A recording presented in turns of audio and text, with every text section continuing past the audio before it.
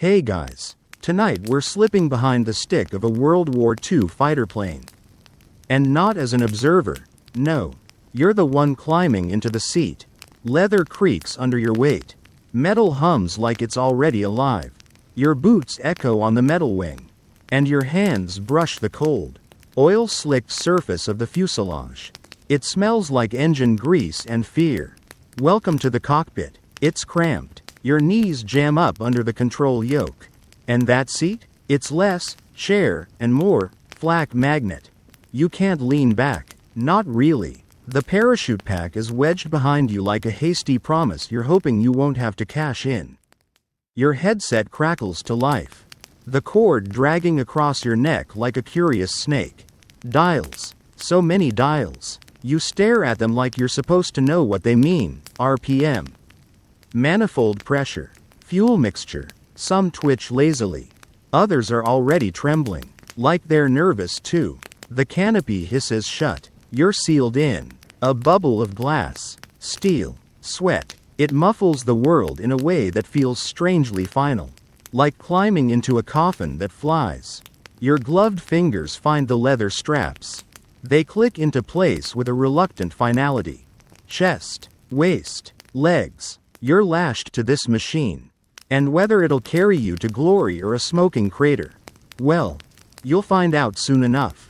So, before you get comfortable, take a moment to like the video and subscribe, but only if you genuinely enjoy what I do here. And hey, drop a comment below with where you're listening from and what time it is there. Now, dim the lights. Maybe turn on a fan for that soft background hum. And let's ease into tonight's journey together. You rest your hands on the control stick. It's worn, greasy, and covered in the fingerprints of young men who didn't all come home.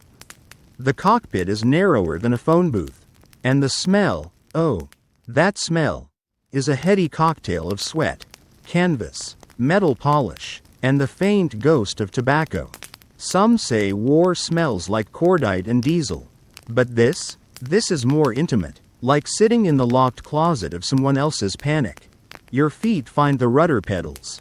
They push back slightly, like they have opinions. You flex your ankles, already feeling the pinch of those flight boots. They're tight and stiff, and you're starting to regret skipping that second sock. Outside, the aircrew are waving, tugging chocks away from the tires, giving you the kind of forced grin people give you when they know they might not see you again. You catch your own reflection in the gunsight glass. You look tired, younger than you feel, older than you should be. There's a smear of oil across your cheek and your collar's twisted, but who cares? In a few minutes, none of that's going to matter. The checklist is supposed to be methodical, but your hands move on muscle memory now. Magnetos, both on, mixture, rich, prop pitch, set. You call out to nobody in particular. The ground crew gives a thumbs up and steps back, almost like they're backing away from a lit firework. Then, ignition. The starter motor growls. Once, twice. Then the engine catches like a dragon clearing its throat. The propeller blurs to a silver disc. The whole frame shakes, not violently, but with the confidence of something ancient and angry being woken from its sleep. The vibration climbs into your bones. Into your teeth. You feel it in your wrists. In your knees. Like sitting on the lap of a purring tiger. One that may or may not bite. This is where the romantic image of aviation dies quietly in the back of your mind. It's not glamorous. It's gritty and sweaty and loud.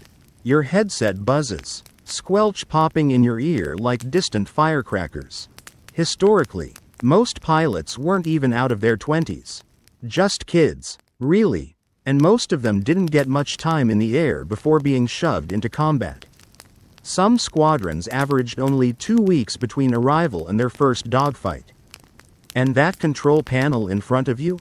A chaos of round dials and toggle switches. Many unlabeled. The altimeter ticks like a clock you can't read. The artificial horizon slouches sideways, slowly recentering itself as the plane rocks slightly in place. One fringe theory says these early cockpit layouts were made just confusing enough to prevent overconfidence. Whether that's true or not, historians still argue whether the complexity was intentional, or just the byproduct of rushed design and evolving tech. You press your gloved fingers against your thigh. The leather is warm now, from the heating pipe under the seat, and suddenly you realize you're sweating. Not from exertion, but from anticipation. The kind that trickles down your back and makes you itch in places you can't reach under all this gear. Through the canopy glass, the world looks slightly warped. Heat shimmer rises from the tarmac. There's a fuel truck pulling away. And behind it, another plane throttling up, its prop wash kicking dust like a mini sandstorm. Your bladder nudges you with a cruel reminder, nature's last joke before battle. No bathroom breaks once you're airborne, unless you count a metal tube and a lot of awkward dignity loss. You check your knee map, folded, smudged, mostly guesswork. Intel says flak is heavy around the river bend, but light over the train yard. That's assuming the intel is newer than 3 days ago. It probably isn't. Your mouth is dry. You reach for your canteen, tepid water that tastes faintly of metal and regret. You sip, swish, swallow. It doesn't help. The control tower squawks something clipped and fast. Your turn. Throttle forward. The engine snarls. The plane lurches. Rubber tires groaning against the concrete as you begin to roll. And just as your heart starts to settle into the rhythm of motion, the nose dips slightly and a crosswind jabs the plane like a bully. Because this ride's just getting started. The nose wobbles as you taxi onto the runway. And the cockpit feels tighter now, like it's trying to wrap around you. You nudge the rudder pedals, tapping left then right, correcting your nose alignment by instinct. You're still not used to steering with your feet. The engine growls louder, a throaty mechanical yawn vibrating through the frame like an earthquake waiting to happen. You reach down, hand brushing the throttle. It's a hunk of metal that doesn't look like much. But right now, it's your leash to everything. You squeeze it gently, then harder. The RPMs surge. The stick quivers under your palm. The propeller whines higher, brighter, wilder. Somewhere behind your ribcage, your heartbeat syncs with it. The canopy glass fogs slightly around your breath. You wipe it with the back of your glove, smearing more than clearing. Your cheeks flush, a mix of adrenaline and the rising heat of the engine. Beneath you, the Merlin engine, or maybe a Pratt & Whitney, depending on what you're flying, roars into readiness. Every piston thumping like a fist on a war drum. You line up with the strip. Painted lines blur in the heat haze. The runway stretches out ahead, long and flat like a promise you're not sure you believe in. It's pocked and patched, maybe 40% concrete, 60% prayer. You feel a phantom itch on your lower back, nervous tension pooling there like warm candle wax. Your spine adjusts itself with a twitch. Your call sign crackles from the radio. It's go time. You slam the throttle forward. The plane lurches. Not gracefully, not yet. For a few horrible seconds, you're just a screaming metal box on wheels being pushed by controlled explosions. The tail rises. Your body presses back into the seat. Your helmet taps the headrest. Air screams past the canopy. And then, lift. It's not the elegant ascent they show in movies. No slow glide. No majestic ballet. It's a violent wrench, as if the earth finally got tired of holding you and just let go. The runway slides out from under you. Your stomach floats. You're flying. You're actually flying. You can feel it. That moment when the wheels lose grip.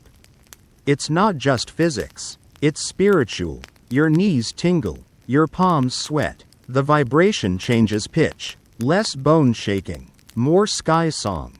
The plane responds to your every twitch now. A light touch on the stick tilts the wings. A gentle nudge of the rudder sends your tail yawing slightly. And the world down below, that mess of fields, fences, and hangars, shrinks fast. Funny thing. In training, they tell you to trust your instruments. But you don't, not yet. You still glance out the side.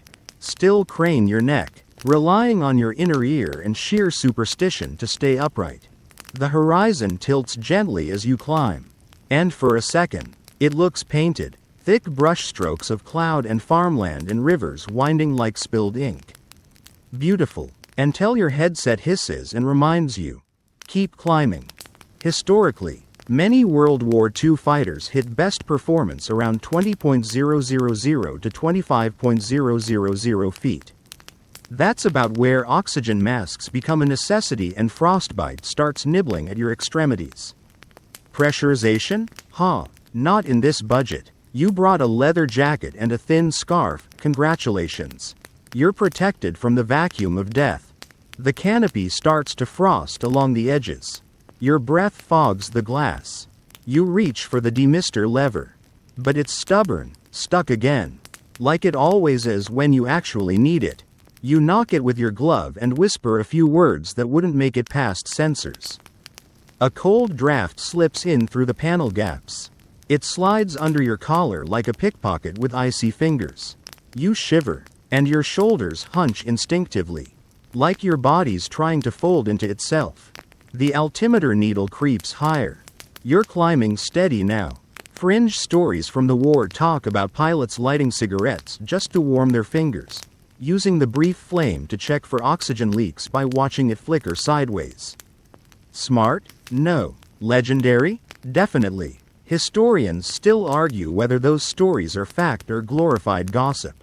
But either way, you're tempted. Your knees ache slightly, flight posture is unnatural. Ankles bent, thighs tense, hands clenched in place. You flex your fingers, trying to shake the pins and needles out. Your pulse feels too loud in your ears. The headset static buzzes in and out, like a bee stuck in a cup. The view changes again. Now you're above the first cloud layer.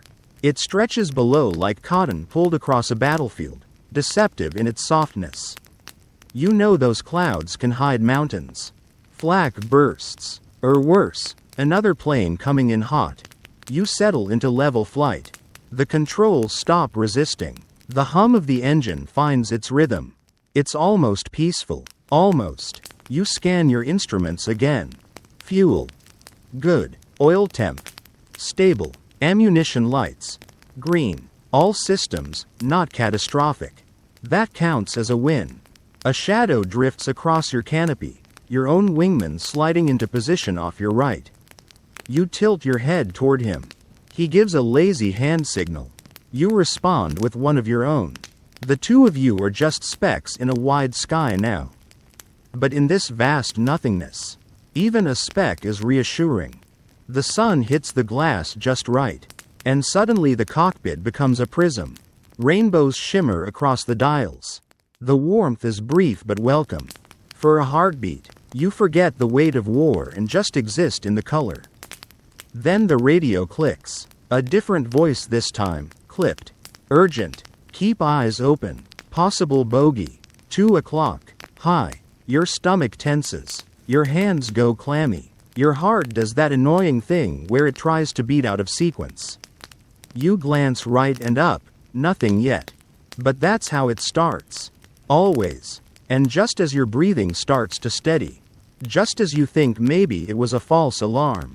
You spot it. It starts as a speck. Just one. A darker grain in the blinding blur of the sky. You squint. Could be a bird. Could be a smudge on your canopy. Could be a lot of things. None of them good. You rub at the glass with your knuckle. Like that'll help. The speck remains. Then it multiplies. 1 dot becomes 2. 2 become 4. And they're coming fast. Your pulse jumps like it's trying to run ahead of your body. You shift in your seat.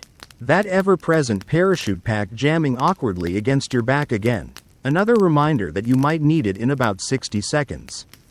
Your wingman sees them too. He banks hard right, pulling into formation. His plane glints briefly, then disappears under your wing. You tighten your grip on the stick. Steady your breath. You're not alone, but in this sky. Even 2 planes against 4 is a gamble. Your own aircraft starts to buck slightly in the crosswinds as you gain speed. The nose dips, steadies. You flick the gun selector. A dull click. You double check. Ammo lights still green. Guns armed. Everything's ready. Except maybe you. Out ahead. The specks are growing. You can make out wings now. Not friendly. The silhouettes are wrong. Short-nosed. Hunched over like vultures. Probably Messerschmitts. Maybe Focke-Wulfs. You've studied them in training films. Grainy footage that never quite captured the menace of seeing one bearing down on you in real time. Now, you don't just see them. You feel them. The way your fingers twitch. The tightening in your shoulders. The way your stomach knots itself like it's bracing for a punch.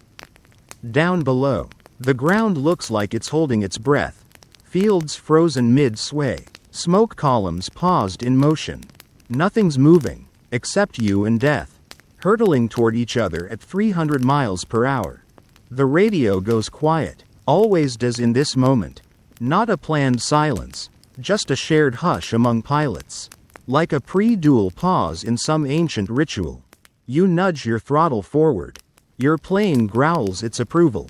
The wind rushes louder. The engine note rises into a scream. Your knees lock instinctively. You're gripping the rudder pedals like they might save you. Spoiler alert, they won't. And then it begins. The two formations merge into chaos. From far away, a dogfight looks like ballet.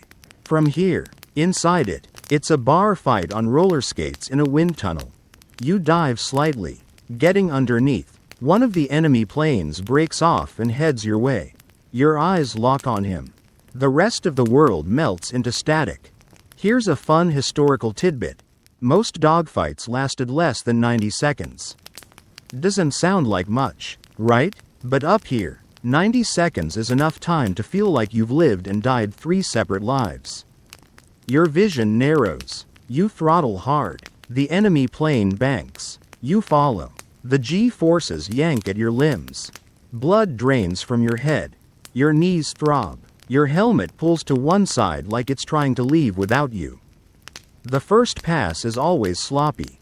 Bullets fly. None hit. You both adjust. You bank left. He banks right. Then both of you dive. Roll. Climb again. The sky spins. There's no up, no down. Just angles. And death waiting at every wrong one. You can hear your own breath in the mask now. Ragged. Too fast. You force it slower. One pilot trick. If you hum softly, it helps regulate your breathing. You try it. The note wavers as your voice vibrates in your skull. Below you, another pair of fighters streak past. You don't even know whose side they're on. It's just flashing metal and tracer fire and maybe a curse shouted into the ether. You level out, finally behind your bogey. You line up, finger on the trigger. You squeeze. The guns spit lead and flame. The whole plane shudders, like it's recoiling from its own fury. Smoke curls from the muzzles. You think you hit him. Maybe. Historians still debate the accuracy of those old gun camera films. Some say they exaggerated kills. Others say they missed just how close many calls really were. You don't care. You saw sparks on his tail. That's enough to keep going. You press the attack. He dives. You follow. Your stomach flips, hard. Like being punched from the inside out. You feel the pressure in your gut. In your ears. Your legs scream from the force of the dive. You level just above the treetops. The world rushes past in a blur. Trees. Rooftops. Roads. All so close you could almost touch them. Or crash into them. He banks left. You roll with him. Gritting your teeth. The G's press you sideways. Your shoulder bruises against the side rail. You adjust your grip. Your gloves slick with sweat now. You lose him for a second. Your heart drops. Then you spot him again. Just ahead. Slower now. He's hurt. You close the gap. And suddenly, he's gone. He pulled up. Straight vertical. You try to follow. But your engine groans. You're losing power. Just a bit. Just enough. You break off. Climb gently. Rejoin the fray. Your head's pounding. Your arms ache. Your left knee is cramping from holding the rudder too long. You flex your leg. trying to shake it out. But it just twitches angrily in return. You catch your breath, just barely. You scan the sky, smoke trails, twisting duels, a parachute opening in the distance, some poor soul punching his ticket out of this madness. That's the dance. That's the tarmac tango. Not graceful, not fair, just relentless. And just as you let your shoulders drop, letting the tension out for the briefest moment, the radio crackles again. Form up. We're not done yet. You barely have time to adjust your grip before you're wheeling into formation again. The sky doesn't wait. It never does. Your arms ache. A dull, insistent throb like you've been hanging from monkey bars for hours. You shift in your seat, stretching your shoulders, but the straps dig in tighter. This harness doesn't care about comfort, it's just here to keep you alive. Maybe your wingman's still there, a little high and to the right. His plane bobs in the turbulence. A tiny steel insect silhouetted against a mess of blue and smoke. You give a lazy waggle of your wings. He mirrors it, that silent language between pilots, half camaraderie, half desperate confirmation that neither of you have vanished yet. The enemy has broken off for now. Or maybe they're circling back. You don't know. You never really know. But high above the battlefield, you've got seconds, maybe minutes, of calm. The adrenaline fades like sugar in hot tea, leaving you shaky and dry-mouthed. Your lips stick to your teeth. You reach for the water flask clipped to your vest. Pop it open with a thumb. A lukewarm gulp. Tastes like rust and anxiety. Still, your throat thanks you. The wind outside howls. It's not a scream. Exactly. More like a continuous threat. Loud enough to be heard even through your helmet and headset. The canopy creaks slightly under pressure changes. You glance at the altimeter. Climbing again. Leveling out. And now, with the world a little more stable, you start to notice other things. The engine smell, part burning oil, part metal fatigue, the stiffness in your back, the way your gloves have molded into the shape of the stick. Your feet press on the rudder pedals, not with force, but with caution, like testing the edge of a frozen lake. There's something about being airborne that plays tricks on your sense of distance. The land below seems painted, unreal. Roads are thin scratches. Trees look like model railroad props. You could almost imagine reaching down and brushing them with your fingers, if your fingers weren't locked in a death grip on military-grade hardware. You scan the horizon, methodically, right, left, up, behind, then again. Because the thing about World War II aerial combat? Death almost always comes from the place you forgot to check. Historically, many pilots didn't see the enemy plane that got them. Sometimes it was a burst from behind. Sometimes it was flak from the ground. Sometimes it was just a mid-air stall at the wrong time. There's a reason veterans called it riding the edge of a razor blade. You spot something far ahead, movement. But it's not hostile. It's a bomber formation. Yours. Probably B-17s. Big, lumbering giants. Dragging their way to the next target. They're slow, steady, and bristling with guns. But they're also vulnerable. That's why you're here. Your squadron's job? Escort duty. Keep those flying bricks alive. You call it flying shepherd. Others call it flying bait. One of the quirks of bomber escort duty. It's both the most boring and most terrifying thing you'll ever do in the sky. Hours of cruising, minutes of chaos. You fly in wide loops around the formation, eyes scanning constantly. It's hypnotic in the worst way. You ease in closer. The lead bomber is visible now. Big as a barn door with 4 propellers spinning like ancient wind gods. Its belly guns hang motionless. You can almost see the gunner through the glass bubble. Hunched, watchful. You wonder if he's looking at you and thinking the same thing. A flash of silver on your left draws your eye. Another fighter joining your orbit. Could be another from your squadron. Could be a new arrival. It's always a puzzle up here. Who's who, what's what, and where the hell it's all going. You tap your altimeter again. More out of superstition than need. Still steady. You shift in your seat. The cushion is soaked through. Not blood. Not yet, just sweat. The flight suit was never breathable. And the heat from the engine adds to it. Your lower back feels like a wet rag. Every time you move, the leather creaks like it's judging your posture. And then, there's a tremor in your gut. The kind you get right before something changes. Call it instinct. Call it nerves. Doesn't matter. You trust it. The radio hisses to life. Bandits. 11 o'clock high. Coming fast. Your stomach drops. So does your altitude. You bank sharply left. Nose up. Heart pounding again like it's trying to punch through your ribcage. You scan where they said 11 o'clock high, and there they are. Small dots again. Always dots. But this time, there's more. 10? 12? A full squadron. Maybe. German fighters. Fast and eager. The bombers shift formation. Growing tighter. Like a herd pulling in against wolves. You and your squadmates arc out wide. Spreading like a net. Not to block them. You can't. Just to distract. Draw some fire. Maybe pick off the reckless ones. You throttle up. The engine snarls in protest. You feel the plane strain forward. Responding to your every twitch like a living thing. Now it's happening again. Your hands sweat. You flex your fingers. The same ones that were calmly holding a canteen minutes ago are now wrapped around the trigger of a Browning .50 caliber. The enemy closes in. Another fun tidbit. Historians still debate whether it was better to shoot in short bursts or hold the trigger down and pray. Most pilots did a little of both. You'll decide when they're close enough to count the rivets. You fall in behind your wingman. Your plane's arcing up together. The sun flares behind you. And for one brief second, the cockpit becomes an oven. Your forehead beads with sweat again. The air smells like burning rubber and your own nerves.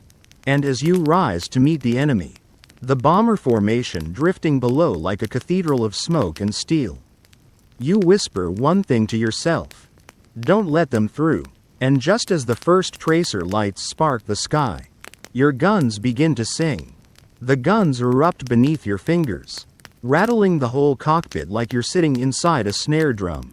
The smell of cordite floods in instantly, sharp, hot, metallic. It gets into your sinuses, settles in your throat like you licked a battery. The recoil shudders up through the stick, into your wrists, elbows, shoulders. You are the gun now. Your whole body jolting in rhythm with each burst. The tracers, every fifth round, zip ahead like tiny comets. Glowing dots of hope or hazard. Depending on who's looking, they carve into the sky, streaking toward the oncoming planes. Red, orange, gold. Like someone's setting off fireworks in reverse. Beautiful, terrifying. You can't hear anything but your engine and the staccato pulse of gunfire. The radio's a silent ghost. No one's talking now. Everyone's too busy dancing with death. Your bogey is fast. He twists, rolls, trying to shake you. You stay on him. Barely. The G's press into your chest like a desperate hug. Your legs go numb. Your neck stiffens. The straps bite harder. But you don't let go. You thumb the trigger again. Short burst. Another. Sparks leap from the enemy's wing root. He jolts downward. Smoke trails behind him. You don't celebrate. Not yet. You've seen enough planes fake a death dive just to sucker someone into following them too low. You peel off. Just in case. Climb high. Loop back around. The sky is chaos now. Bomber engines rumble beneath you. Huge and heavy. Like airborne factories plodding forward on sheer stubbornness. And around them? Dots. Flashes. Streaks. Fighters of every stripe tangled together. Chasing each other like hornets on amphetamines. Your eyes sting. Not from tears. From focus. From wind sneaking into your goggles. From sweat trickling down the bridge of your nose. You blink fast, trying to clear them, but all it does is smear the view. There's a plane falling, nose first. Spinning slowly. Not yours. Not one of theirs, either. Just a shape in the sky, descending like a burning prayer. You watch for a second. No shoot. Nothing. Then it vanishes into a cloud. Statistically, most dogfights didn't end in kills. They ended in damage, or one side retreating, or both just running out of fuel. But even those near misses left marks. You carry each one in your knuckles. Your dreams. The way you flinch when a door slams. Your wingman's back beside you now. Canopy smudged and one wing trailing smoke. Not a lot. Not enough to worry. But enough to remind you. Every second up here is a gamble. Every minute is a new spin of the chamber. He signals with his hand, fingers together. Slicing downward. Regroup. Recenter. You nod back. Roll into position. And then, flack. The first explosion is sudden. A black bloom in the sky. Right where you were headed. The shockwave rocks your plane like a punch to the gut. You jerk the stick, banking hard. Another burst goes off behind you. And another. You can smell the heat now. Not from the flak itself, but from your own engine. Straining under your maneuvers. The oil temp climbs. The metal skin of the aircraft creaks under the pressure. A fringe theory among old-timers says flak gunners sometimes aimed near the fighters. Not directly at them, to herd them into the bombers' machine guns. Whether it's true or not, historians still argue about it. But today, it feels real. You duck under the formation, dipping through a cloud bank. For a second, everything goes white, total sensory deprivation. You lose sight of your wingman, lose track of up, your ears pop, your gut flips. Then you burst through, sunlight floods in again. You gasp like someone surfacing from underwater. Your hands are shaking now. You steady them on the stick. Focus, focus. And then, suddenly, peace. The bandits are gone, or fled, or dying. The flak has stopped. The radio crackles. Bandits retreating east. Good hits. Hold formation. Your shoulders slump. You didn't even realize how tense you were until now. Every muscle screams with lactic acid and exhaustion. You flex your fingers one by one, wincing as you peel them from the throttle. The air smells like ozone and sweat. You wipe your brow, glove catching on your goggles. The engine rumbles. Steadier now. The bombers drone on. Big as ever. You almost forgot they were there. You pass over a small village. Looks peaceful. Red rooftops. Green hedges. A laundry line flaps gently. Somewhere down there, someone's baking bread. Someone else is feeding chickens. And here you are, dragging fire across the sky. You glance back toward your wingman. He gives a thumbs up. You return it, then check your instruments. Fuel. Half gone. Ammo. Less than half. Nerves? Running on fumes. You level out. Straight and steady now. Let the wind do the work. Let your mind wander. You try to roll your neck. It cracks. Loud. Like a branch snapping. You wince. And that's when you remember the scratch. On the canopy. Tiny. Just above your left eye. You first noticed it during training. Barely visible. But it's always there. Like a reminder. That no matter how far you fly. No matter how many times you cheat death. The flaws follow you. You exhale. Deep. Let it all out. The panic. The focus. The rage. The sorrow. Let it trickle out of your mouth like smoke from a chimney. You survived. For now. And just as you settle into the rhythm of the sky again. You spot movement. Fast. Low. And your heart tightens once more. Because this war? It's not done with you yet. Your breath catches as you lean forward. Squinting into the haze. There. Something flits across the treetops below. Fast. Deliberate. Too low for birds. Too smooth for shadows. Another aircraft. Solo. Skimming the terrain like it belongs to the earth. Not the sky. You nudge the stick left. Banking gently. Not enough to draw attention from the bombers or break formation completely. Just enough to follow that ghost. Your wingman doesn't flinch. He shadows your move without question. You both know. Curiosity in war is dangerous. But ignoring it? Deadly. The landscape below rolls out like a wrinkled blanket, fields sewn together by hedgerows, stitched with dirt roads and shimmering rivers. You descend a little. The wind hits your canopy louder now. A rising howl like the sky itself is warning you. You drop into a shallow dive. The air thickens, rushes. Trees blur past like green teeth. And there, again, you see it. A small, nimble fighter darting just above the tree line. Camouflaged, hugging the earth like a nervous cat. Could be recon, could be bait, could be trouble with a capital bang. Historically, low-flying enemy aircraft were often used to distract or lure Allied pilots away from formations. Some were even rigged with extra fuel tanks and flown on one-way missions. Historians still argue whether these decoy flights were official tactics or rogue improvisations. Either way, you're now part of the question. You nose down farther, engine growling, RPMs peaking. The aircraft ahead banks sharply around a hill. Disappearing for a beat, you follow the curve, throttling up. The trees whip by beneath you.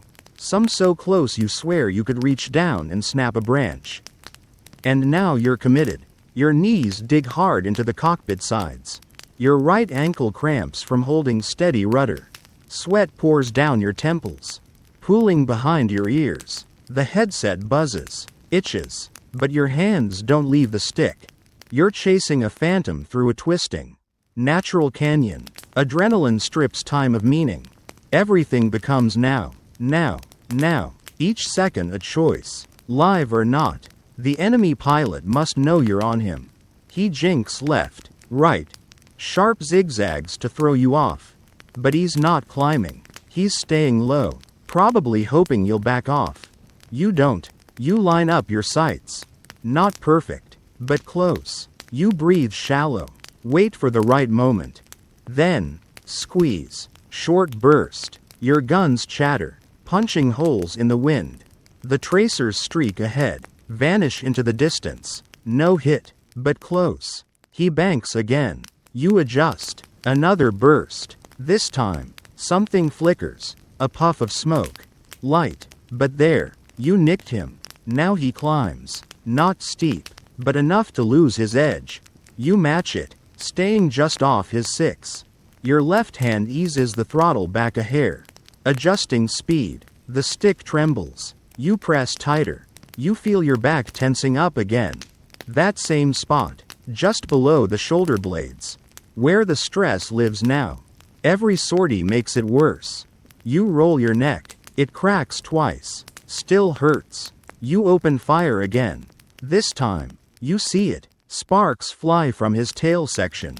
The plane wobbles. The nose drops. The smoke thickens. Still no fire. No explosion. But he's hit. Definitely. Then suddenly, he jumps. The canopy blasts open. A figure tumbles out, limbs flailing, jerking. For a horrifying second, you think the chute won't open. Then, snap, a blossom of white silk. He swings there, suspended between death and capture. You pass overhead. He's twisting, trying to stabilize. Just a dark shape against fields below. You wonder, for the briefest moment, what his name was, what he ate for breakfast, who he kissed last, and whether he'll survive the landing. The enemy plane continues forward without its pilot, then nose dives with eerie grace into a field, sending up a bloom of soil and smoke. No fireball, just finality. Your wingman reappears on your left, drifting closer, giving you a slow nod. A small acknowledgement, not victory, just survival. You climb again, up and away from the treetops. Back toward the bombers, back toward the high sky. The wind's quieter now, more gentle, almost soft. Your hands tremble on the stick. Not from fear, from release. Like your body's just now realizing it's still alive and has a right to be tired. You exhale long and slow, your breath fogging the glass just slightly.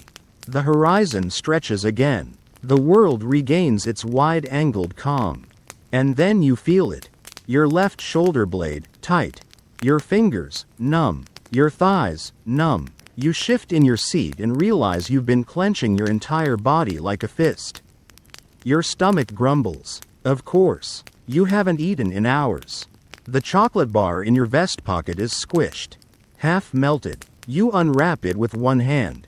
The other still guiding the aircraft. It tastes like cardboard and victory. You chew slowly, eyes always scanning. A fringe story says that pilots who chewed gum or ate during missions actually lived longer, not because of luck, but because it kept their jaw unclenched. Helped prevent blackout during high G turns. Some say it's bunk. Historians still can't agree. Either way, you finish the bar. You adjust your goggles. They're slightly fogged, smudged with fingerprints, inside and out. Your visibility isn't great, but neither is anyone else's. You blink it clear. Back at altitude now. The bombers are visible again. Still crawling forward like a floating fortress convoy. Still vulnerable. Still depending on you. And just as the engine settles into that familiar hum again, steady. Hot. Alive. You hear it. The faint, rising whisper of flak shells blooming up from below. Because cruising altitude doesn't mean safety. Not yet. The flak doesn't come with a warning. No siren. No countdown. Just boom. 1 second you're gliding above the clouds. The engine thrumming like a lazy cat. And the next, black clouds are sprouting in your path like angry flowers. The first burst is distant. Decorative. Almost. You see it bloom near the edge of the bomber formation. A neat black puff that hangs there for a heartbeat. Then vanishes like it never happened. The next one is closer. The next one makes your ribs jump. You instinctively dip your left wing. The plane responds like it's been waiting for it.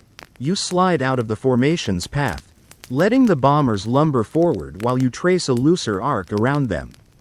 You want distance. Not too far. Just enough to make the gunners down there work a little harder to hit you. Flak isn't a missile. It doesn't chase. It's just timed explosions, hurled into the sky like blind punches. The trick is to not be where they expect you to be a second from now. Which sounds easier than it is when you're flying 300 miles per hour and sweating through your flight suit. The third burst is much too close. It goes off just below your left wing. A crack so sharp it feels like a slap inside your ears. Your teeth buzz. Your plane jerks right. You don't even remember touching the stick. Your body moves faster than thought now. You glance left. There's a small tear in the wing skin.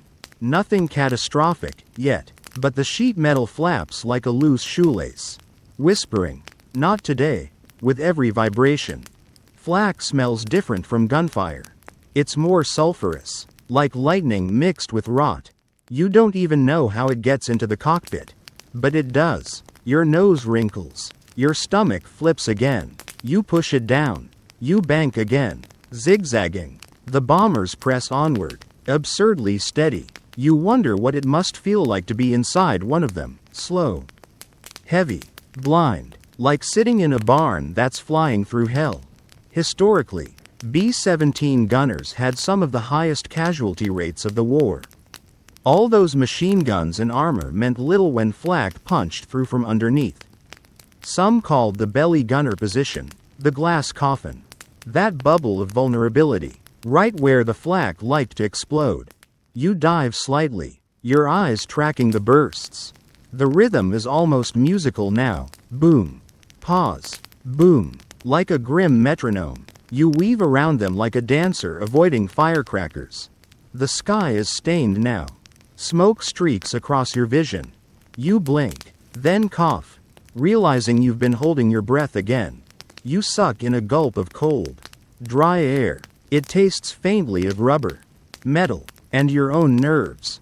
Below, the countryside is dappled in flak shadows, circles of dread etched into the earth. Farmhouses, roads, tiny fields. The war is flying over them today, leaving only echoes and debris. And then, over the headset, your squad leader's voice, clipped. Calm. Brake left. Regroup. They've spotted another wave. You obey without question. You're too tired to argue. Too grateful for the excuse to climb and escape the kill zone. As you pull up and bank, you feel it again, your spine tightening against the seat. You shift, trying to stretch it. Your right hip has gone a little numb. Probably pinched a nerve. You flex your toes in your boots just to remind them they still exist. You level off higher. At 10,000 feet, the air is colder here. Sharper. It sneaks through the cracks in your gear and brushes your neck like an icy breath. You pull your scarf up higher. Tug it tight. You glance over at your wingman. He's back in position, despite a shivering trail of smoke still curling from his fuselage. You give a thumbs up. He answers with a fist pump, half joking, half alive. Then comes the moment that always hits hardest. Silence. No bullets. No explosions. Just the wind. Just the engine. Just you and your thoughts. And those thoughts are messy. You remember training. Sunburned afternoons in dusty fields. Shouting over engines. You remember your instructor. A guy with a beer belly and a voice like sandpaper. Who once told you, you don't learn to fly till you're about to crash. You didn't get it then. You do now. You think about your bunk back at base, thin mattress, itchy blanket, that one creaky bedpost that you hit your shin on every single night. You'd give anything to stub your toe on it again. A fringe memory drifts in. Someone once said the cockpit becomes a chapel after battle. Not for prayer, but for quiet. For reflection. For whatever's left of your soul to come creeping back into your skin. Maybe that's true. Historians still argue whether pilots really had downtime in the air. Some say the sky was non-stop tension. Others say it came in waves, violence and silence. You believe the latter, because this moment, it's as hollow and sacred as anything you've ever known. Your fingers rest gently on the stick. You're not steering anymore. You're gliding, letting the plane breathe, letting the sky carry you a bit. Like a tired swimmer floating on their back. And as the smoke clears, and the bombers trudge on, and the flak fades behind you, you hear a voice crackle in your ear again. Check your 6. We've got more company. And just like that, your body re-tenses, your stomach knots, your jaw locks. Because peace up here? It's never more than a minute long. You snap your head over your shoulder, eyes cutting hard to 6 o'clock. Your neck protests, tight, sore from hours of tension, but you ignore it. There's no room for stiffness now. And there they are, 3 shapes, low and closing, silhouettes against the sun, sleek, pointed noses, wings clipped like hawks, probably BF-109s, maybe FW-190s. Fast, mean, and far too confident. Your hands go cold, not numb, cold. Like your body's pulled the warmth back toward your core. Preparing for impact. You grip the stick tighter. But not too tight. You remember what they told you in training. Fly like it's an extension of your body. Not like you're trying to strangle it. You click your mic. 3 on our tail. Low. Closing fast. You hear your wingman curse. The radio cuts out for a second. Squelch snapping like a firecracker in your ear. You brake right. Hard, and the plane responds instantly.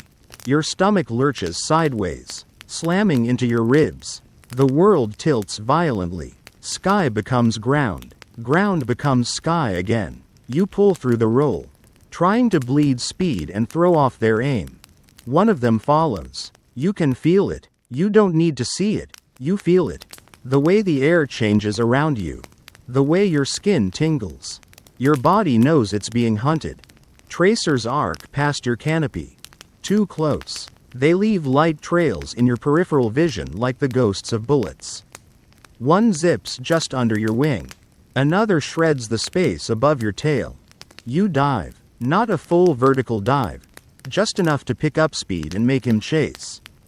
The G's punch into your chest like an angry fist. Your vision grays slightly. Your ears pop. You tug hard left. Low across a line of hills. The wind screams around the canopy.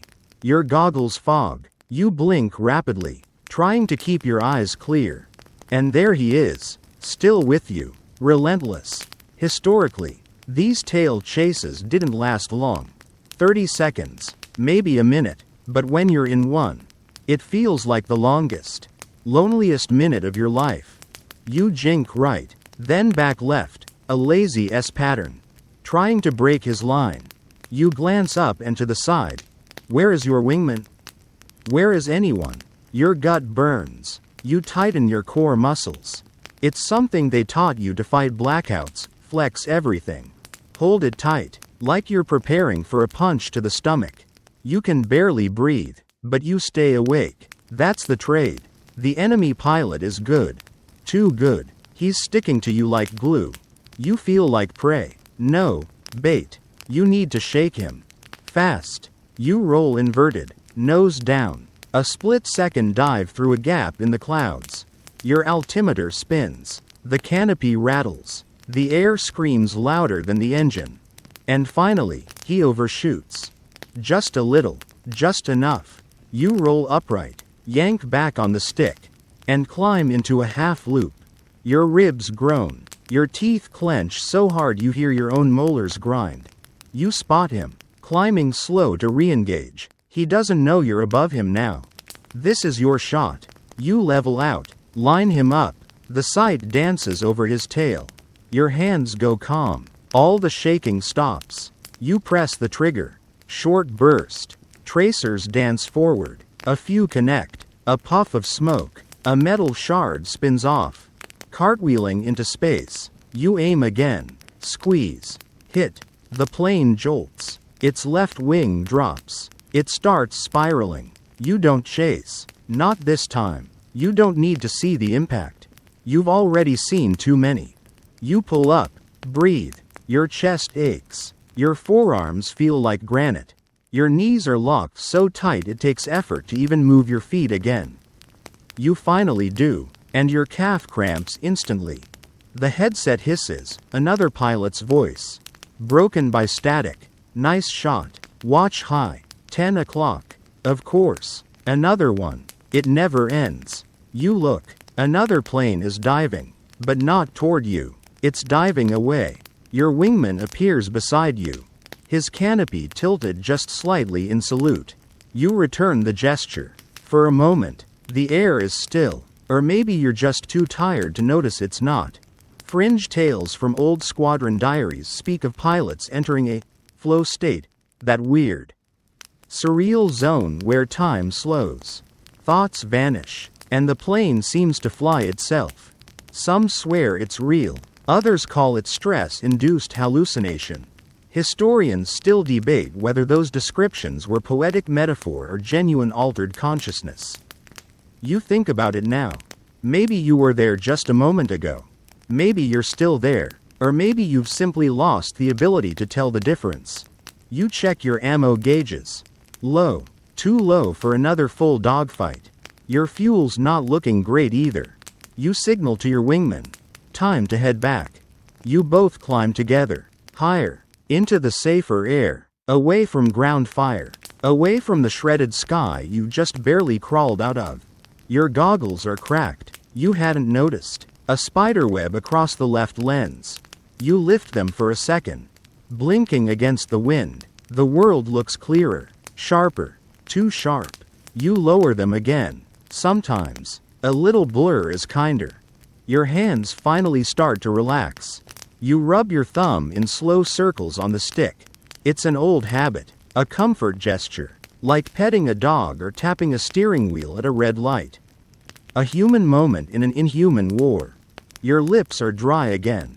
You suck in a breath. Then slowly exhale through your nose. You don't know when the next wave will come. You don't even know if you'll make it back to base. But for now, you're alive. And just as you allow yourself that fragile little truth, the radio hums back to life. Return to base, if you can. You bank gently, nose tilting west toward base. The engine whines a little lower now. More tired than before. Like it, too, is asking. Are we done yet? Your fingers flutter over the dials one last time. Oil pressure. Still decent. Temp. Rising. Ammunition? Low enough to make you feel naked. You do the math in your head. How far? How fast? How much fuel left? It's tight. Always is. Your wingman stays close. You glance at him. Catch the briefest glimpse through his canopy. A face in shadow. Jaw clenched. Goggles fogged. He looks as wrecked as you feel. Below, the countryside scrolls by like a reel of film. Hedgerows. Canals. Tiny barns clinging to their patches of earth. Everything seems so still down there. Peaceful. Like the war forgot this stretch. Like the trees made a pact to keep growing. No matter who screamed overhead. You lean back, or try to. The seat groans. The parachute digs in. Your spine clicks audibly. You roll your neck, stretching. One vertebra at a time. Your shoulders feel like concrete slabs. And then, your mind drifts. Back, way back. You're not in the cockpit anymore. You're 16 again, clutching a broom handle in flight school. Barking engine noises while pretending to dogfight laundry lines. The other trainees teased you mercilessly. Called you Captain Flap. You didn't care. That broom was your Mustang. Your Spitfire. Your ticket out of a life that smelled like coal dust and boiled cabbage. And then came the real planes. You remember your first solo flight.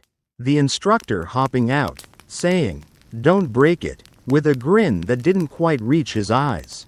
You remember the tremble in your hands.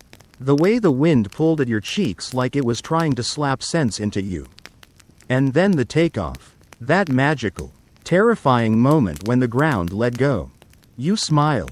Just a little. That same smile shows up now.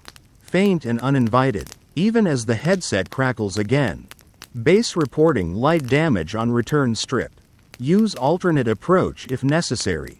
You frown. That's not great. Landing's hard enough when everything works. And today, nothing's working like it should. Your flaps are stiff. Your gears iffy. Your nerves are shot. And, most annoyingly, your feet are tingling.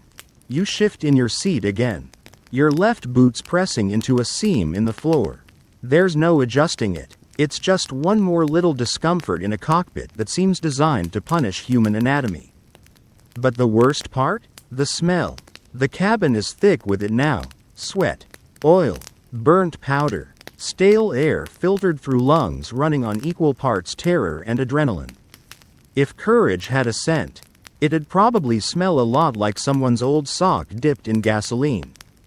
Your goggles fog again. You lift them for a moment.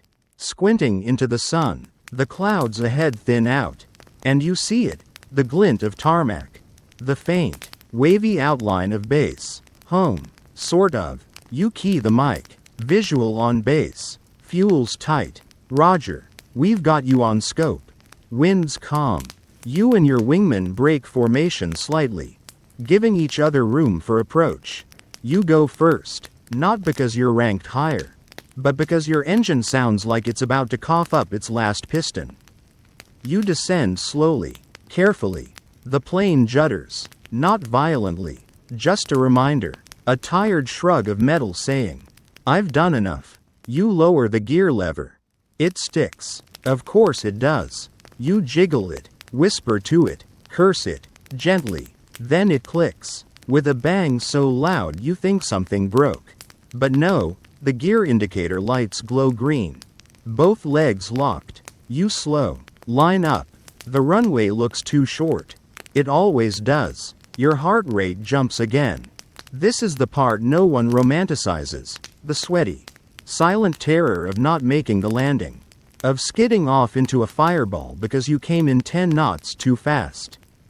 Historically, more pilots were lost in takeoffs and landings than in many actual dogfights. The reasons vary: mechanical failure, fatigue, misjudgment, but everyone agrees. It was a coin toss every time. You drop flaps, throttle back, your descent steepens. You fight the urge to yank the stick. Instead, you ride it down like you're balancing on a wire. The wheels touch, not soft, not brutal, somewhere in between. A bounce, a screech, then the tail drops, and you're rolling. You tap the brakes, gently, the plane growling as it slows. You come to a stop near the far end of the strip. You exhale, a long, rattling breath you didn't know you were holding. You shut down the engine. The prop slows. Blades blur to solid, then stop. The sudden silence hits you like a bell. You sit there for a moment. Just sit, listening to the tick-tick of cooling metal, feeling your pulse in your ears, watching dust swirl in through the cockpit vents like ghostly ribbons. Then your wingman touches down behind you. His landing is rougher. He fishtails a little, but he makes it, rolls to a stop beside you, raises a hand inside his canopy. And finally, you unbuckle, fingers stiff, muscles twitching. You push the canopy open. Cool air rushes in. It smells like grass, oil, and salvation. You climb out slowly. Legs wobble. Boots thud onto the metal wing. You hop down to the ground. It feels foreign, like your body forgot how gravity works. A ground crewman runs up, offers you water. You take it. You don't say thank you, not yet. Your throat is too tight. You look back at your plane. It's filthy, pitted, bent in places, but it flew, and it brought you home. And just as the sun dips behind the hangars, casting the field in gold, you realize you're already dreading tomorrow's mission. The debriefing room smells like cigarettes, wet wool, and dried out coffee. You slouch in a folding chair, legs stretched, helmet tucked under your arm. Your flight suit clings damply to your back. Everything itches, but you're not really here for comfort. You're here to remember, and to pretend that remembering doesn't hurt. A chalkboard stands at the front of the room, crowded with scrawled names, lines, and little check marks that mean everything and nothing. Someone's drawing a map of the engagement. Arrows, circles. One squad leader uses different colors of chalk. Like that makes it any less chaotic. You stare, but you're not seeing chalk. You're seeing that one moment.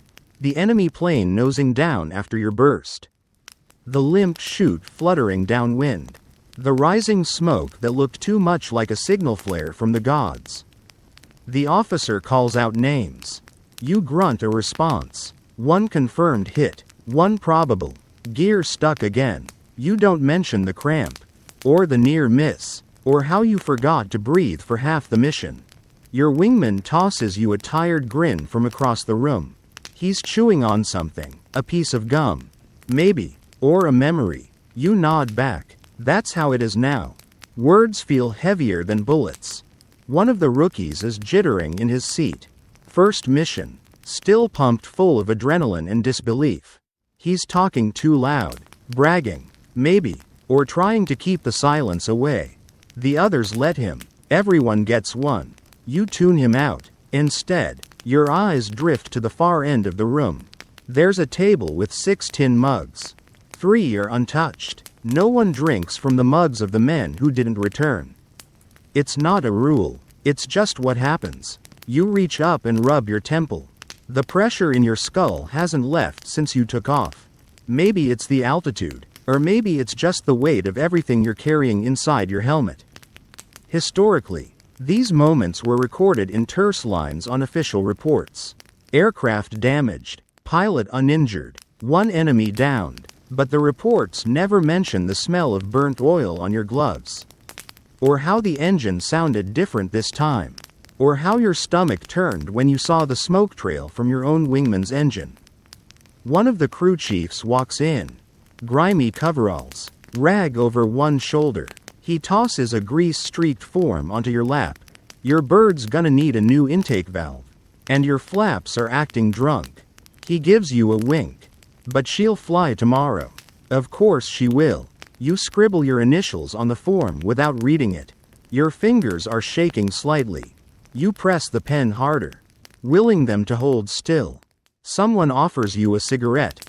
You take it, light it, inhale. The smoke burns in the back of your throat, but it calms something. Your eyes drift to the cracked window. where you can just see the shadow of your plane, squat and scarred. Resting near the hangar like a wounded animal. You think about what you'll write home. Probably nothing. Just a few lines about how everything's fine. That you're flying well. That the weather's good. You won't mention the flak. Or the tracer rounds. Or how, for a brief second, you thought you might never walk on grass again. A fringe practice among some squadrons involved mailing letters before missions, just in case. Tucked into lockers or left with chaplains. Some historians claim it was common. Others say it was more superstition than routine. Either way, you've never done it, but tonight, you think about it. Eventually, the debrief ends. The room drains slowly. You stand, knees cracking. Your boots thump against the floor like hollow drums. You make your way outside. The air is cooler now. The wind's died down. There's a stillness that settles across the base at twilight. Like even the sky is taking a breath. You walk toward your plane. Not because you need to. Just because it feels wrong to leave it alone too long. The mechanics have peeled back one of the panels. The engine sits exposed, glinting in the floodlights. Wounded, but fixable. You rest your hand on the wingtip. It's warm. Always is. Even hours after landing. Like it holds the heat of the fight. Refusing to forget what it's been through. You close your eyes for a second. Not sleep. Just pause. The kind of stillness that helps you remember who you are under the helmet and leather and grime. And then, a voice behind you. Ready for tomorrow? You turn. It's the rookie again. Still jittery. Still hungry for answers. You nod. You? He shrugs. If my stomach doesn't eat itself first. You grin. A real one this time. That's the worst it'll do to you. Maybe. You walk back toward the barracks together. Slow. Quiet. He asks questions. About formations. About G-forces. About whether your ears ever stop ringing. You answer what you can. You leave out the rest. He'll learn it all soon enough. The barracks are dim. The beds lined up like cots in a forgotten museum. You strip off your gear piece by piece. Each item lands with a soft thud. Helmet. Gloves. Scarf. You sit on your bunk and tug off your boots. The left one sticks. Always does. Your feet hit the wooden floor. You stretch your toes. Flex your fingers. You're still here. You lie back on the thin mattress. The springs groan. The ceiling has a crack shaped like a lightning bolt. You stare at it until the rest of the room fades. And just as your eyelids begin to drop, the sound of distant engines echoes in the night air. And you know, someone else is still up there. Still flying. Still fighting. The ceiling crack above your bunk is the first thing you see when you blink awake. You don't remember falling asleep. The dreams were there, maybe, but fuzzy. Just wind. Smoke. And someone shouting a name you don't recognize. You lie still, staring upward, breathing slow. Your body feels like it's been folded and stored in a footlocker overnight. The bunk creaks as you sit up. Your back protests. Your legs are stiff. And one foot has fallen asleep. You swing it gently until the tingling stops. The barracks are half empty now. Morning already? Or is it noon? The light slants in hard through the dusty window slats. You blink again. Your hands find your shirt. It's wrinkled, but dry. Miraculous. You throw it on. Then your trousers. Then the boots, still dusty from yesterday's landing. They feel heavier today, like they remember every step you took. You trudge outside. The air is cooler than you expected. The sky's a thin, pale blue, scattered with early haze. Somewhere behind the hangars, you hear engines sputtering to life. The day's already begun. You cross the tarmac slowly. No rush. Today's not a mission day, for you. Anyway, you've been grounded for 24 hours. Something about engine diagnostics and wing stress measurements. The mechanics call it giving the bird a breather. What they really mean is, we want to make sure you both don't explode tomorrow. You find your plane parked near the far edge of the field. In a row with others. Some look pristine. Others bear scars, torn panels, soot stains, jagged seams in the fuselage. Your bird looks proud, like a veteran, worn but standing. You rest your palm against the side of the cockpit. The metal's warm again. The sun's been on it for hours. You close your eyes for a moment, listening to the field, and that's when you notice it. Something's missing. The plane 2 rows down, the one with the custom nose art. The dancing girl painted in red and white, it's gone. You blink. Check again. Empty space. No tire marks. No chalks. Just absence. You check the names board later. In the briefing hut, 2 names. No return time listed. No chalk mark. Just a soft line drawn through them with a stub of gray pencil. One of them had played harmonica in the evenings. Poorly. The other was the one who always made jokes about the food. Even when it was soup 3 days in a row. You stare at the board. Not long. Just long enough. Historically, squadrons didn't hold funerals for every lost pilot. There were too many. Too often. A moment of silence. A spare drink. Maybe someone wrote a letter to the family. But mostly, life went on. It had to. You head back toward the mess hall. The floor's sticky with yesterday's spills. A pot of something brown simmers in the corner, smelling vaguely like coffee but more like burnt wood. You drink it anyway. The radio in the corner crackles with static and jazz. A low, slow trumpet lingers in the air like a memory. You sip again. It doesn't help the ache in your jaw. Then someone mentions it, offhand, almost casually. Hey, you see the nose art on that downed bird yesterday? You look up. He continues. Had some pinup painted on it. Smiling all smug. Took a burst right through her face. Almost poetic. You don't answer, but your jaw tightens. Later, you find yourself in the hangar. Not working, not talking, just standing near a crate of parts. Watching another crew repair a battered tail section. And then you see it. A scrap of aluminum panel propped against the wall. Charred and bent. On it, just visible through the soot, is the edge of a name. A nose art nickname. You recognize it. You run your fingers across the panel. It's warm from sunlight, but the edges are jagged, like a wound that never quite healed. You feel a sting on your fingertip and pull back, a small cut. It beads red. You wipe it away with your sleeve, thinking, of course, that's how it always happens. You survive the dogfight, dodge the flak, make the landing, then bleed on a broken souvenir from someone else's crash. Fringe tradition says pilots used to keep scraps from lost planes as good luck charms. Dashboard pieces, gun trigger panels, tiny bits of painted skin. Some historians argue whether this was superstition or memorial. Maybe both. You take the piece. Just a small corner. Fold it in your vest. You don't tell anyone.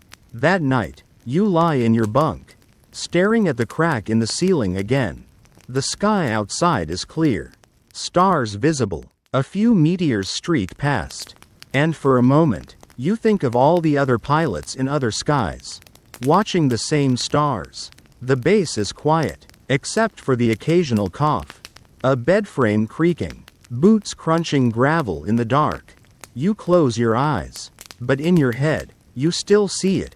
The enemy plane yesterday. The one with the smirk painted on the nose. You remember pulling the trigger. Watching the burst. Watching him fall. You wonder what he saw in those last seconds. You wonder if he had a favorite mug in his mess tent. A cracked leather flight glove. A sister who wrote too often. You wonder if he even had time to feel fear. You shift in your bed. The springs complain. You roll onto your side. Hands under your head. Your pillow smells like fuel. Somehow. And just as you drift toward sleep again, you hear distant engines overhead. This time, you don't jump. You just listen. Because you know the sound. And tonight, it's not coming for you. The sun rises without ceremony. No bugle. No dramatic swell of music. Just a gradual warming of the barracks. The light shifting from cold gray to yellow. Like someone slowly turning up the saturation on reality.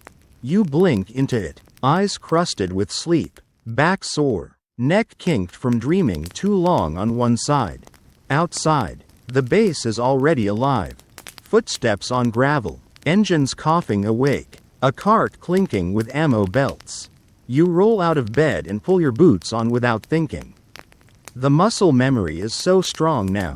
You could probably lace them blindfolded. Upside down, mid-flight, you head out toward the flight line. Another mission today, not yours, but you're on standby. Which means sitting around in full gear like an unused chess piece. Hoping you're not needed but knowing you probably will be.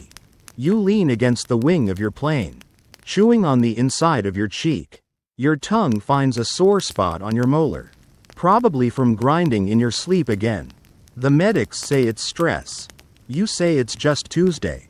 And then, from the far end of the strip, you hear it, the gun carts being wheeled out. Tracer rounds, belts of brass slung like dangerous jewelry across the shoulders of young mechanics who are too used to it. One of them drops a crate. No one flinches. Tracers, those glowing lines of doom. You've seen them dance through the sky like fireflies with an attitude. You've seen them carve arcs of light around your wings. You've seen them chase men out of the sky. In the daylight, you can almost pretend they're harmless. Just little streaks of color. But you know better.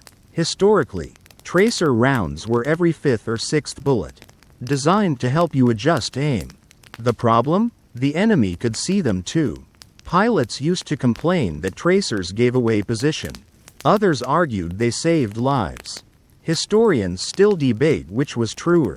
You remember your first time seeing them, not in a training reel, but in real combat. That moment when the sky lit up like a demented carnival, and your brain registered that it wasn't a drill, that those weren't light shows. They were calculated, each line of red or green a silent scream through the air. Some pilots described it as beautiful, and they weren't wrong.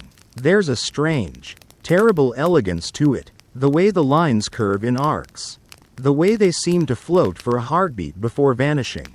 Like fireflies. Yes. But fireflies that kill. Today's mission briefing crackles over the base PA. Recon sweep. Enemy contact expected. 30-minute flight. 40 if they're lucky. You listen out of habit. But it's not your name being called. Not today. Still, you feel it in your chest. That itch. The one that says, you should be up there. Instead, you walk. Past the hangars. Past the field mess. Toward the wreck pile. Yes, that's a real thing. The wreck pile. Behind the mechanics station. Where old fuselage panels and twisted props go to die. Some planes are half gutted. Stripped for parts. Others look like they just gave up. One wheel sunken into the mud. A wing missing. Like a wounded bird dragging itself home. You crouch beside one. There's a bullet hole in the side so clean it looks like it was made by a paper punch. You run your finger around the edge. Cool metal. Razor sharp. This was probably from a 20mm cannon. You can tell by the flared edge. You lean back against the mangled frame. Close your eyes. And in your mind, you hear it again. That moment in the sky when you were pressing the trigger. Feeling the plane shake beneath you. Watching the tracers leap forward like fire snakes. You remember how close the enemy got. Close enough to see their nose art. Their canopy. Their face. Almost. And that one time. The strangest one. When you locked eyes with the other pilot. It couldn't have been more than half a second. But you remember it vividly. His eyes were wide. Not scared. Not angry. Just focused. Like he was solving a puzzle. And you were part of it. You fired. You missed. He peeled away. You never saw that plane again. You still wonder if he made it. Or if someone else finished the job. Or if he's sitting somewhere now. Thinking the same thing about you. Some fringe stories say that fighter pilots in World War II occasionally recognized each other after the war. Saw a familiar face in a bar. Or spotted a name in a book. Most of those stories are probably fiction. But historians haven't ruled all of them out. You stand, shake off the dust, walk back toward the tarmac. Another flight's returning, engines grumbling, wheels screeching on landing. You count them. 1, 2, 3, pause. 4. That's all. One short. The crew chief doesn't say anything. Just peels off toward the radio tent. Probably to confirm the obvious. One didn't make it. Again. You don't know the pilot. But someone did. Someone's going to find an empty cot tonight. Someone's going to see a cup that doesn't get touched at dinner. You turn back to your own plane. She's been cleaned since yesterday. The soot wiped from her exhaust ports. The canopy polished. The guns reloaded, like she never even left the ground scorched. But you know better. You open the cockpit and slide in. Just to sit. Just to feel the leather mold back around you. The seats warm. The controls familiar. Your hands fall into place like they never left. You sit like that for a while, listening to the ticking of cooling engines around the field, watching shadows stretch as the sun starts to dip again. And just as you lean your head back, resting it against the seat, letting the scent of oil and canvas settle around you, you hear the first round of tracer fire start up again overhead. Training flight, target practice, nothing serious, but the sound still tightens your chest. Because up there, those dots of light mean everything. And here on the ground, they still haunt the back of your eyes. Something pops. Not loud, not dramatic, just a snap, small, quick, almost dismissible. You sit bolt upright in the cockpit, instinctively checking your gauges. Everything still reads normal. No oil pressure drop, no fuel leak, but something's different. You can feel it in your teeth. You kill the power just to be sure. The engine sighs down, coughing once before going quiet. The stillness returns too fast. No gradual hum down, just silence. You pop the canopy and climb out slowly, boots clunking against the wing. The sun's setting now, throwing long shadows across the field. The plane rests in the gold light like a sleeping creature, too big, too complicated, and too tired to roar tonight. A mechanic jogs over, grease-streaked clipboard under one arm. He catches your eye, tilts his head. Thought I heard something? Pop. You say. Right rear. Could be nothing. He shrugs. Could be everything. And that's the problem, isn't it? He crouches beside the plane, disappearing behind the gear strut. You stay up top, running your hand along the canopy frame. Your fingers find the familiar rough edge, the one from where the glass cracked last month. They replaced the pane, but not the frame. The scar remains. You sit back down on the wing and dangle your legs, watching the crew work. A flashlight beam flickers underneath. Wrenches clink. The kind of noises you've heard so often. They barely register now, but your body remembers. Your thigh still aches from that tight left bank yesterday. Your right hand still bears a faint blister from gripping the stick too long. You flex your fingers. The skin peels slightly, calloused and raw underneath. Funny thing. Pain always feels worse after the flight. Never during. During the mission, it's like your body defers everything. But once you're back on the ground, every nerve files its report. A young crewman brings over a logbook and a pen. You glance at him. He can't be more than 19. His coveralls hang off his shoulders. He smells like coffee and cold metal. Need your signature, sir, he says. You take the pen. Your fingers leave a smudge on the paper. You sign your name with practiced disinterest. But as you hand it back, you notice something scratched into the corner of the clipboard, barely visible. A name. And a date. Crossed out. Not recent. You don't ask. Fringe habits like that. Pilots leaving marks. Initials. Prayers. Curses. They exist all over the theater. Tiny, hidden signatures on metal and wood and canvas. Historians argue whether they were superstition or just desperate claims to existence. But the truth? It's both. The crew finds the problem. A cracked mount on the starboard gun port. Nothing catastrophic, but bad enough that, in a dogfight, it might rattle loose, might jam, might matter. You nod, say thanks, walk back to the barracks. Inside, the light bulbs buzz. One flickers. You sit at your cot.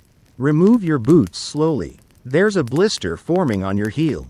The sock soaked through with sweat and something darker. You peel it off. The skin underneath is torn. You grab a rag, clean it as best you can. Every part of you is tired. The kind of tired that seeps into your jaw, your shoulders, your ribs, like gravity got turned up just for you. You lie back, stare at the ceiling. Again, the lightning-shaped crack's still there. But now you see another line, thinner, branching off it. Was that always there? Or is the building cracking? Just like you? A knock at the door. You sit up. It's your wingman. He steps in, holding 2 tin mugs. The smell hits you. Warm chocolate.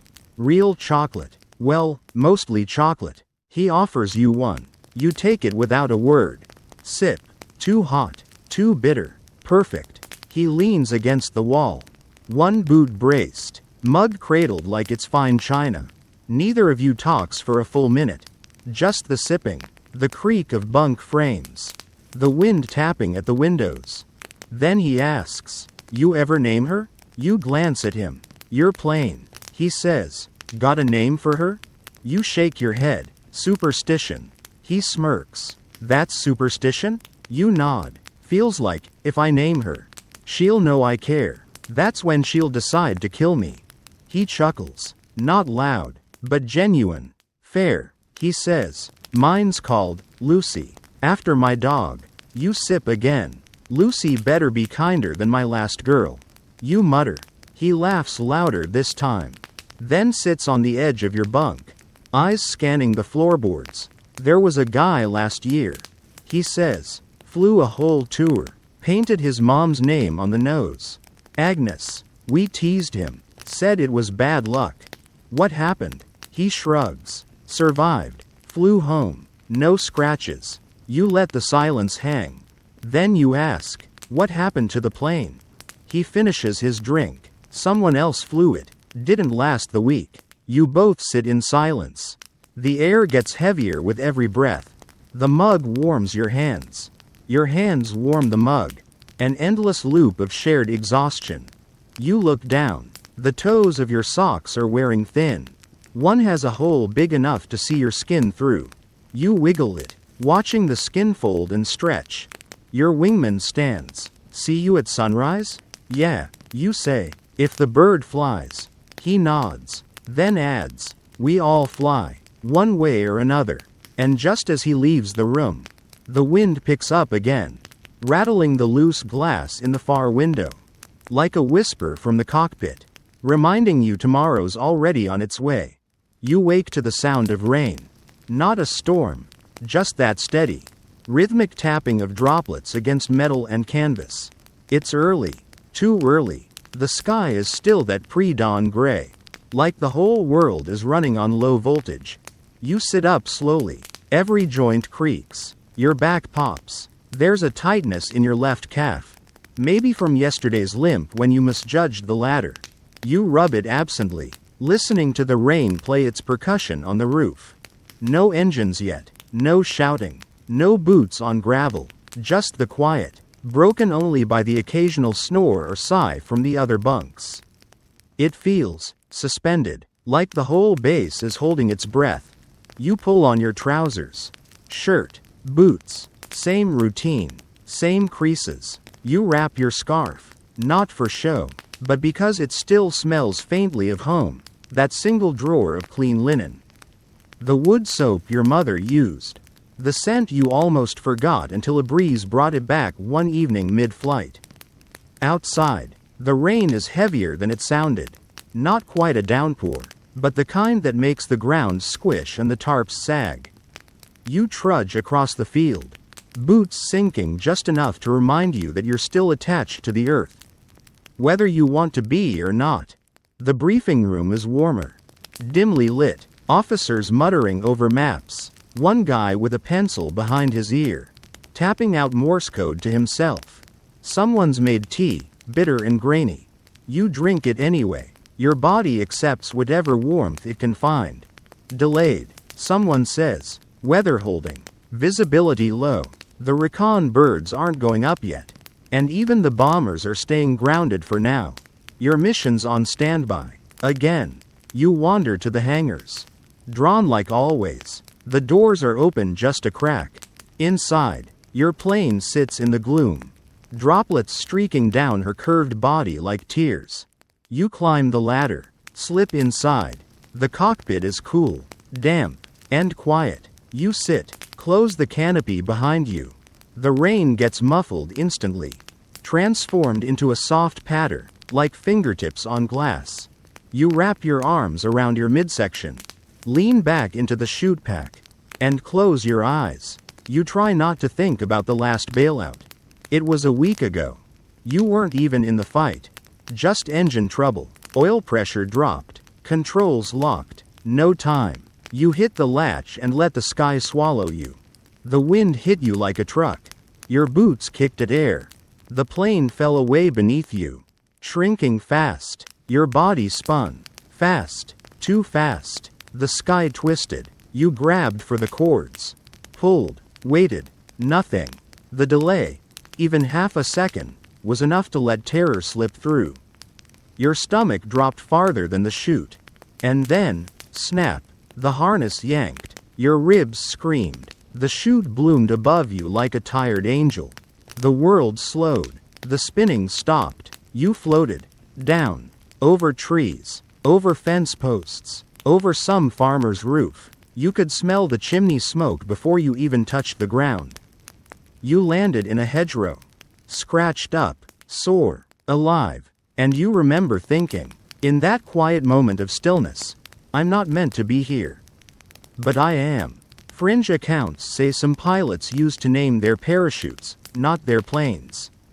One pilot reportedly stitched Plan B into his. Another called his chute Daisy.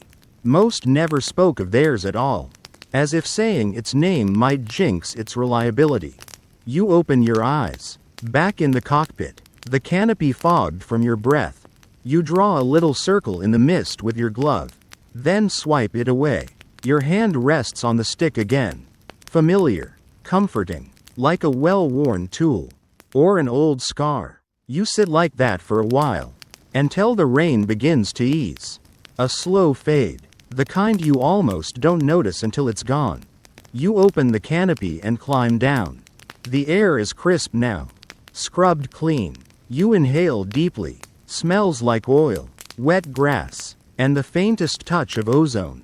The mechanics are out again.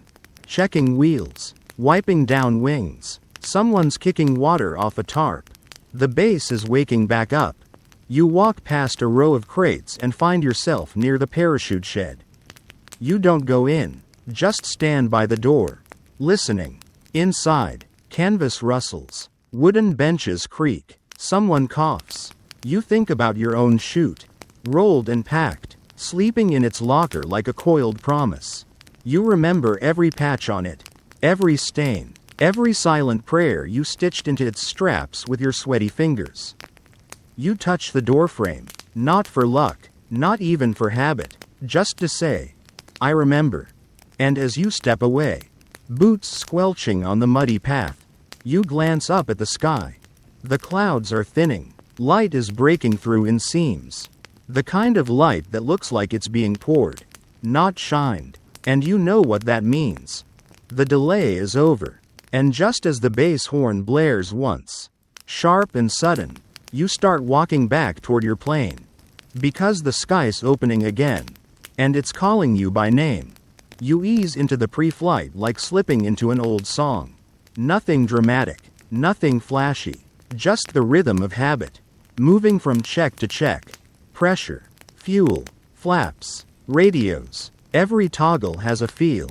Every switch a sound. Like a sequence of notes you've played 100 times before. But still listen to, just in case something's off key. The wind is dry now. Tugging lightly at your scarf. The air has that odd in-between smell, sun-warmed metal and just a hint of damp soil. You wipe down your goggles with the edge of your sleeve. They fog again almost instantly. Like they know you're nervous. And you are. Just a little. Today's mission isn't a dogfight or a bombing run. It's a long-range recon, all about patience and distance. No glory. No kills. Just fly. Look. Survive. The kind of job that sounds easier than it is. Like threading a needle in a hurricane. You climb into the cockpit. The canopy creaks as you pull it down. Click. Lock. You're sealed in. A crewman gives you the thumbs up from the ground. You nod back. Flick a few switches. And the engine coughs to life, slow at first. Then louder. Throatier. The prop arcs faster, slicing the air in a blur. The cockpit shakes with that familiar rattle. Like a beast waking up beneath your feet. You taxi to the runway. Tires thudding over the seams. Ahead, the air looks thinner. Not clear, never clear, but less crowded. Like the sky has made room for you. And then, throttle forward, nose lifts, wheels leave the earth. You're flying again. Below, the world flattens out. Fields become patches. Roads become threads. Rivers turn silver in the sun. Writhing through the terrain like restless snakes. Clouds stack above you in quiet towers. Their shadows drifting across the landscape like slow ghosts.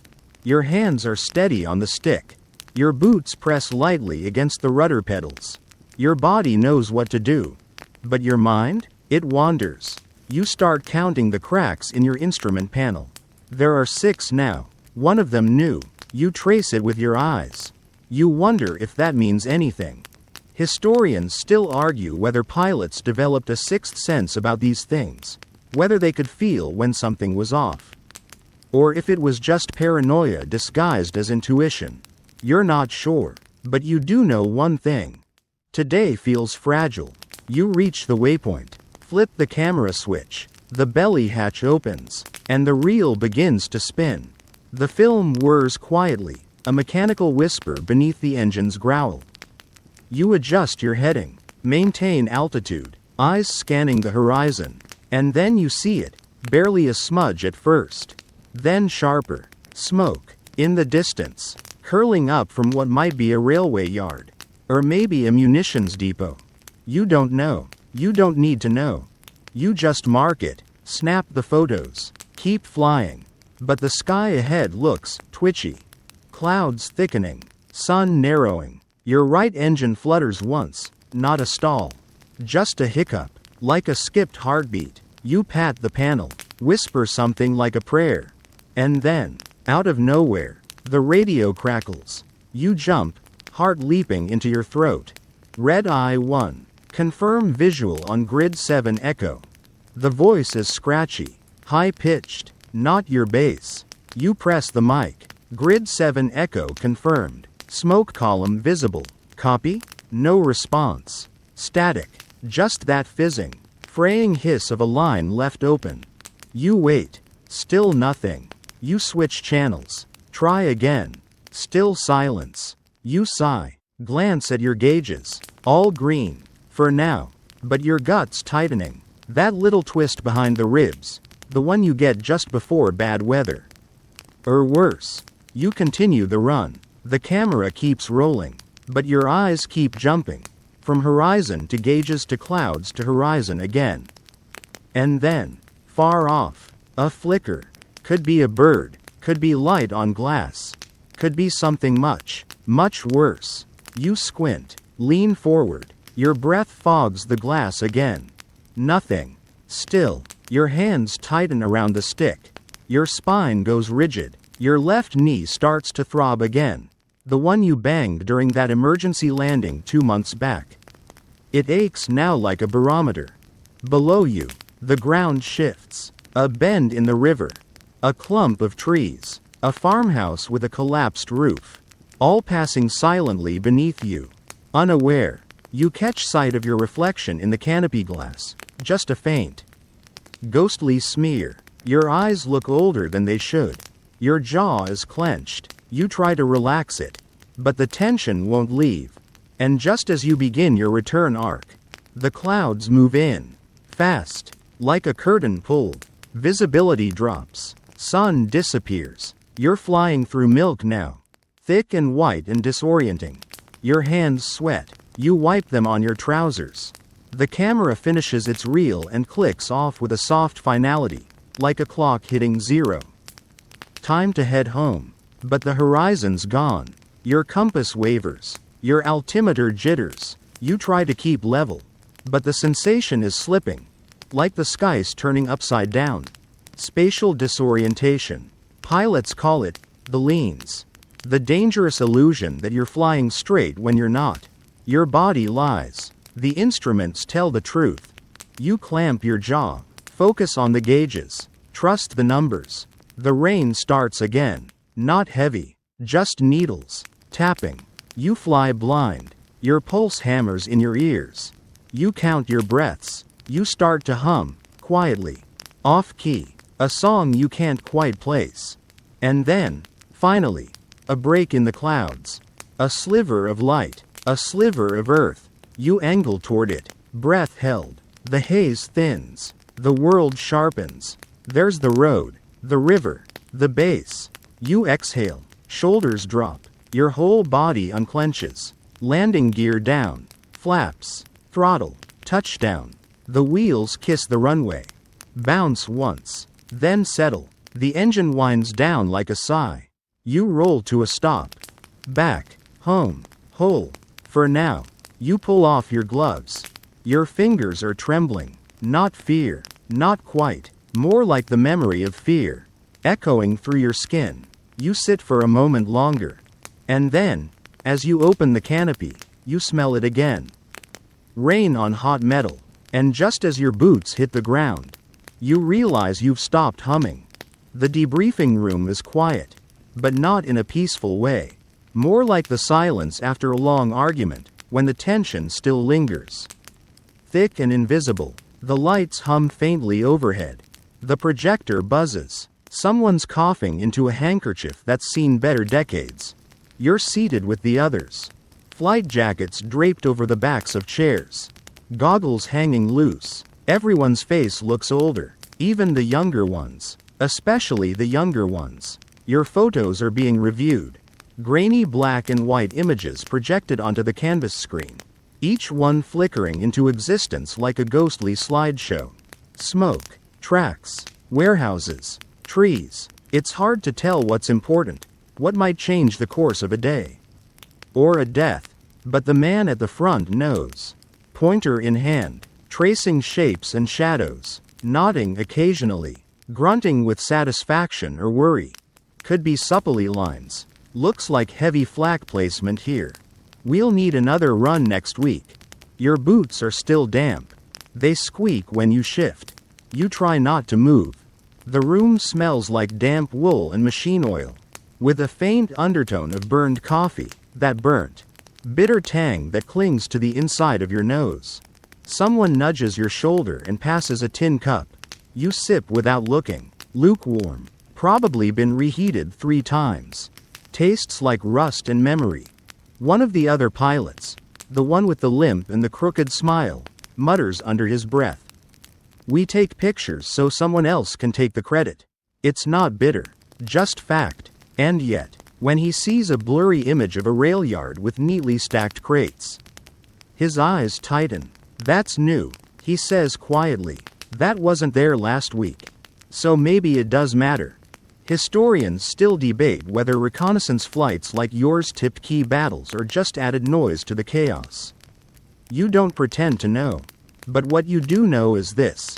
You flew out. You saw. You came back. And not everyone does. You shift again. Your thigh aches. The bruise from yesterday's hard landing still blooming like a slow bruise under the muscle. After the debrief, you step outside. The sky has cleared. The clouds have retreated, and everything feels a little too bright. Like someone's turned up the contrast. Your ears ring faintly, maybe from the flight, maybe from the silence that followed. You wander toward the mess tent. Not because you're hungry, you're not, but because your body wants warmth. And your mind wants noise. Inside, the smells hit you hard. Stew, bread, burnt onions, the ever-present undertone of tinned meat. You line up with the others. Tray in hand, eyes blank. You could do this blindfolded. The stew slops onto your plate with a wet thud. A ladle of something vaguely orange follows. Maybe carrots, maybe not, doesn't matter.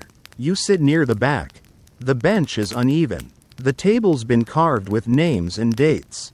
Some are fresh, some are from years before you got here. Some names you recognize. One name has a line carved through it. You look at it longer than you should. A mechanic joins you. Greasy overalls. Tired eyes. He doesn't say much. Just eats with big, slow bites. Like chewing is an act of defiance. He finally speaks. You see anything good? You shrug. Smoke. Crates. A roof with a hole in it. He nods. Sounds about right. You chew. Swallow. The stew sticks in your throat. You drink water from a dented cup. It tastes like tin and chlorine. Fringe accounts say some crews kept journals after flights, not for history, but to remember what felt real. One pilot wrote that clouds always looked like mountains when you were scared.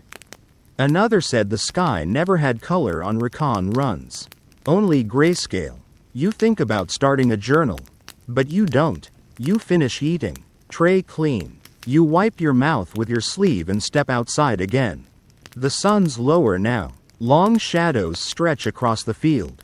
Like arms reaching for something just out of frame. You walk past the hangars. The planes are lined up.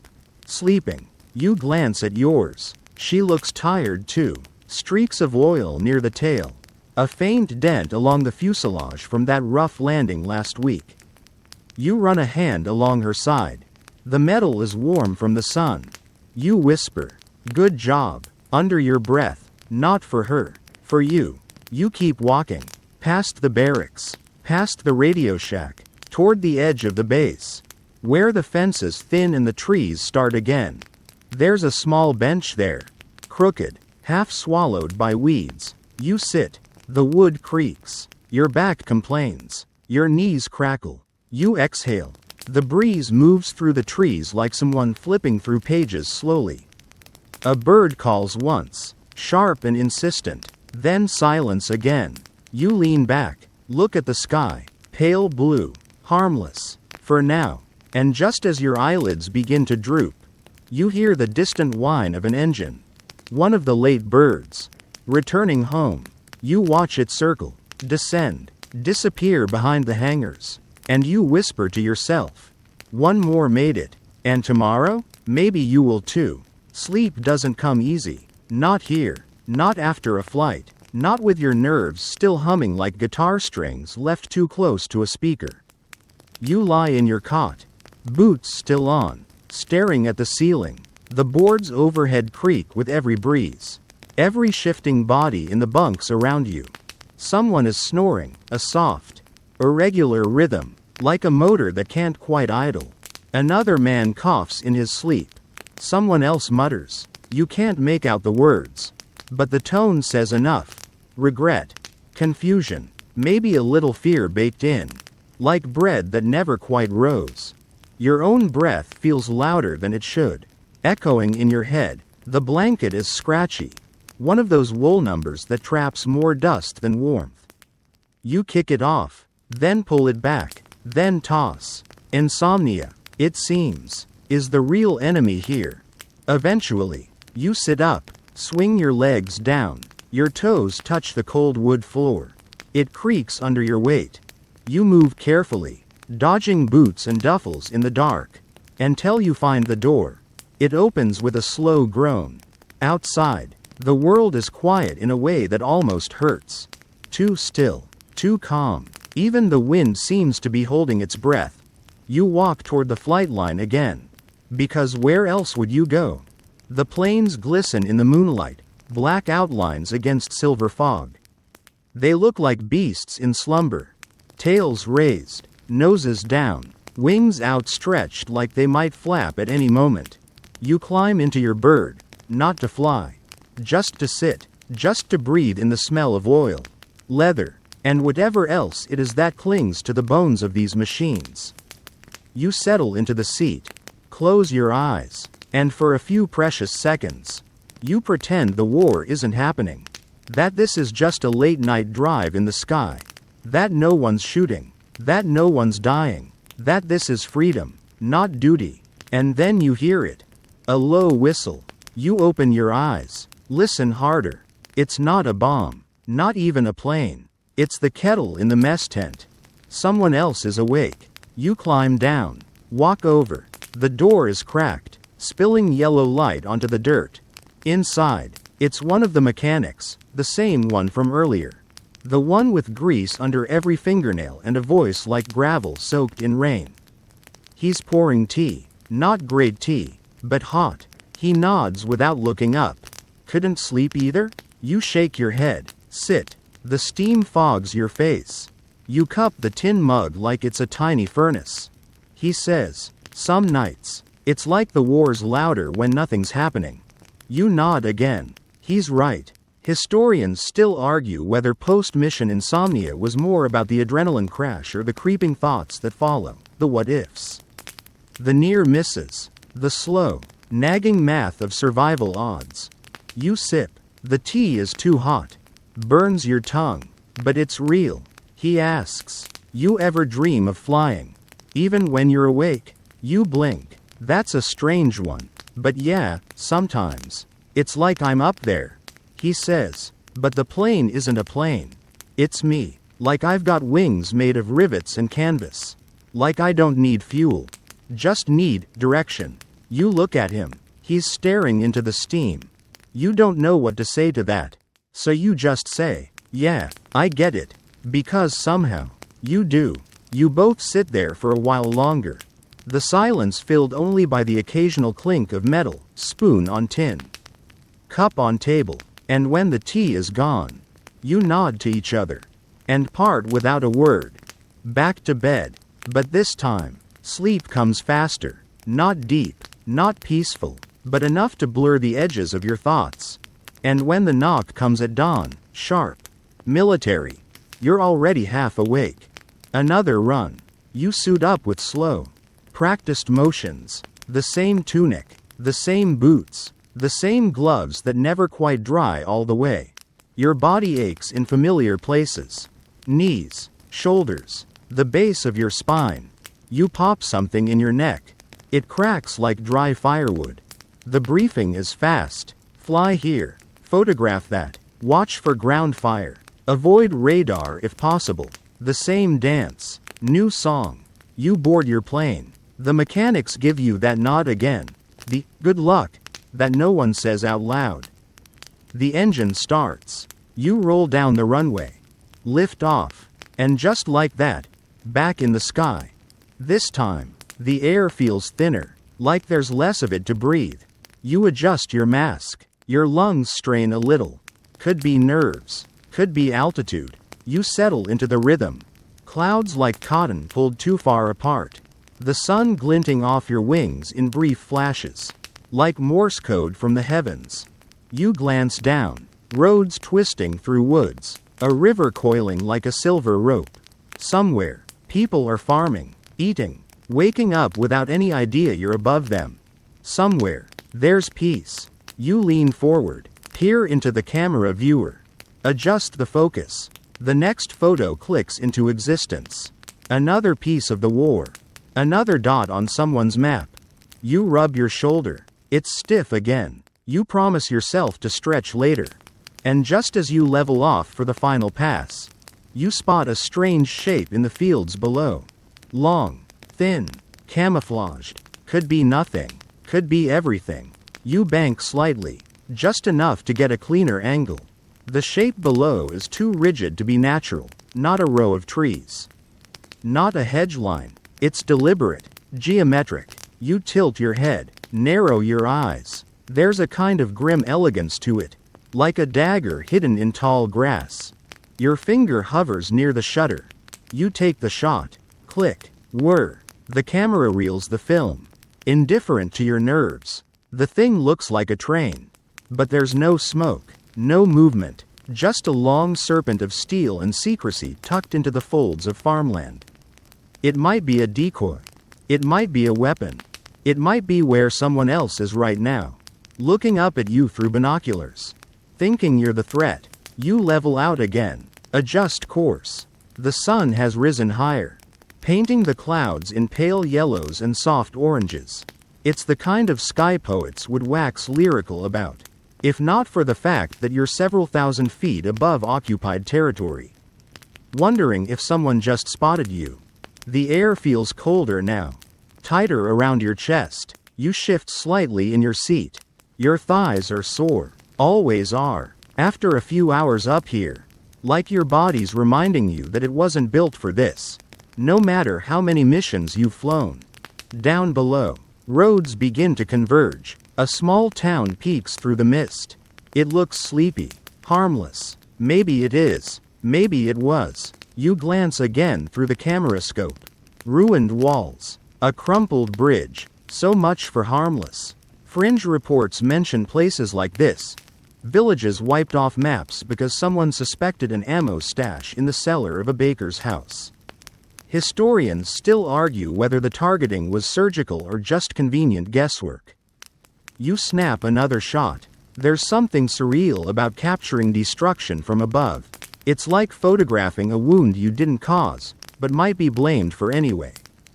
You fly on. More countryside rolls beneath you like a quilt stitched in olive and rust. Every so often, a flicker of movement, a cart, a truck, a flash of glass in sunlight. You blink. Was that a signal, or just someone hanging laundry? You adjust your altitude slightly, hoping not to find out. The engine hum is steady, but you're hypersensitive now, listening for change, for strain, for that first sign something's going wrong. You've learned that danger doesn't scream, it whispers.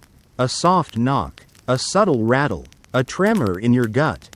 And sure enough, there it is, a puff of smoke near the tree line. Then another. Not chimney smoke, not cooking fires. Anti-aircraft fire. You dip your wing, just a little, then bank right. It's instinctual now, a muscle memory dance between staying on path and staying alive. The flak doesn't get close. Not this time, but it was aimed well. Too well. Your fingers tighten around the stick. Your jaw aches from clenching. Back at base, they'll ask for grid coordinates, photos, estimates. You'll give them everything, but what you won't say is what it felt like to see that bloom of smoke. Knowing it was meant for your lungs. You breathe deeper, try to steady it, and then something strange happens. You laugh. Just a little, just once. It bubbles out, half nervous, half absurd, because in that moment, you realize someone out there is squinting up at the sky. Probably cursing your plane's weird paint job and wondering why you haven't exploded yet. You tip your wing again. More dramatic this time. A little flare, a little defiance. Just enough to make yourself feel human. There's a spot on the horizon where clouds have thickened. You angle toward it, not to hide, just to disappear for a while. The mist wraps around you like a wet blanket, muffling the world. Your breath fogs the inside of your mask. You wipe it with your glove, but it returns almost immediately. The instruments twitch slightly, compass steady, altitude holding. Good enough. You glance down again. Forests this time, dense, dark, stitched with narrow trails. A different kind of danger lives down there. You can feel it in your chest. Not gunfire, not steel, but the knowledge that entire divisions might be sleeping under that canopy. Waiting. Historians call it hidden logistics. Soldiers call it creep town. You call it don't stare too long. Because you start to wonder, how many eyes are staring back? You shift in your seat. Your back complains. The same ache, same muscle. You check your fuel. Time to loop. You adjust your heading. Begin the slow arc back toward base. The wind changes tone. Just a bit. Like a new key in a familiar song. You've got what you came for. You hope. But as you turn, A shadow passes across the cockpit. You flinch. It's just a cloud. You laugh again. Or maybe groan. Clouds have a way of looking like other things when you're tired. Mountains, airships, your own shadow come back to haunt you. You scan the skies, still alone, and just as you relax, you hear the first ping. It's faint, then another, metallic, near the wing. You don't wait, you dive. Not a full dive. That'd be suicide, just a hard angle. Fast enough to lose altitude and hopefully confuse whoever's gunning for you. The G-forces yank at your ribs. Your harness digs into your collarbone. Your fingers are slick on the controls. There's no gunner with you.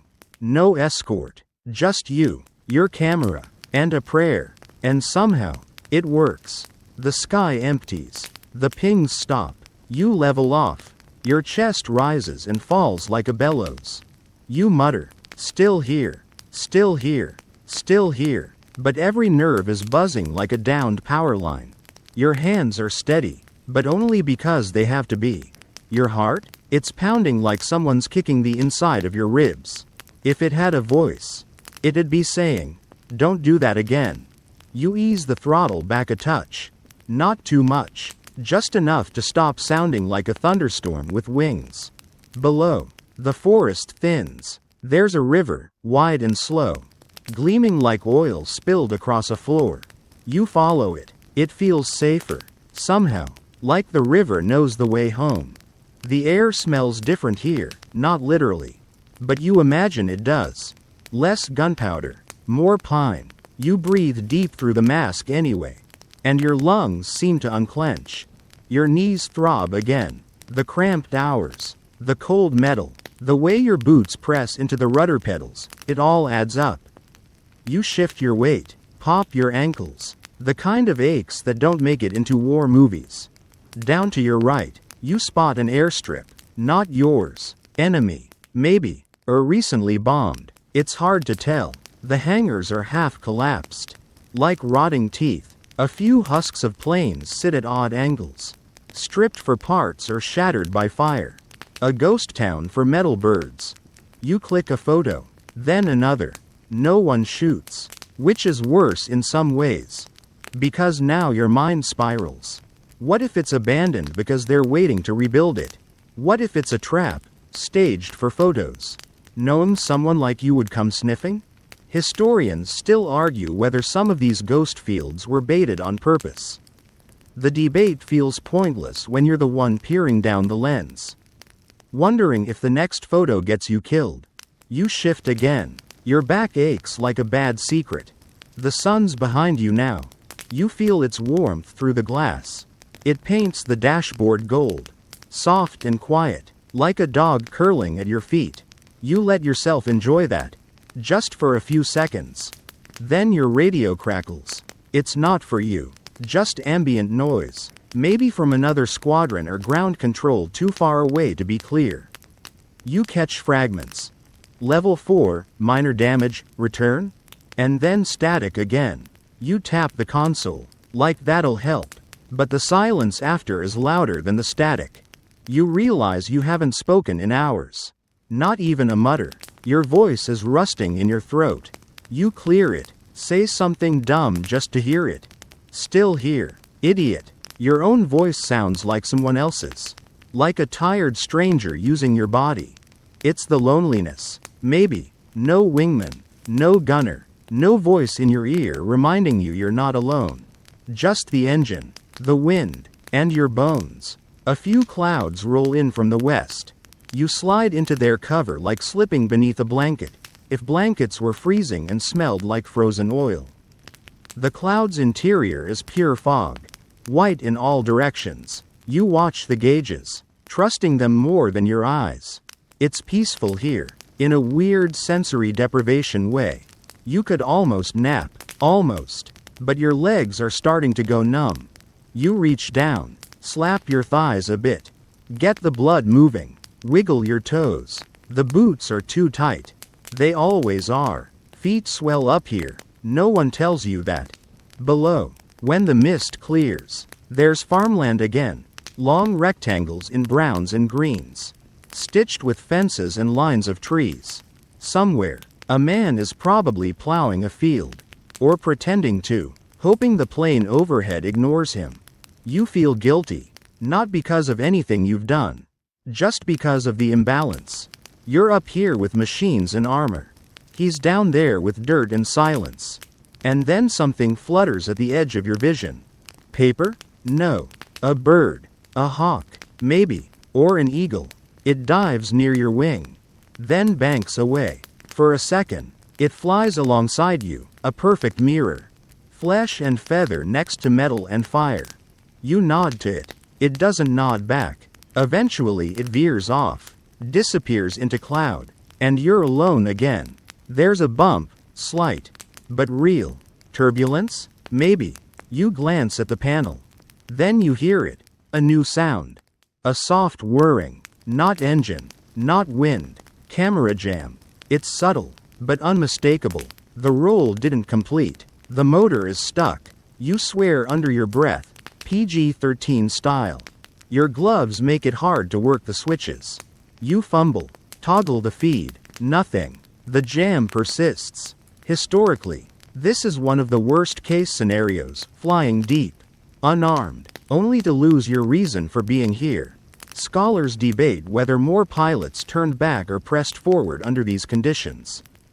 You're not sure which kind you are yet. You try again. Tap the housing. Reroute the switch. And then, whir click. It resets.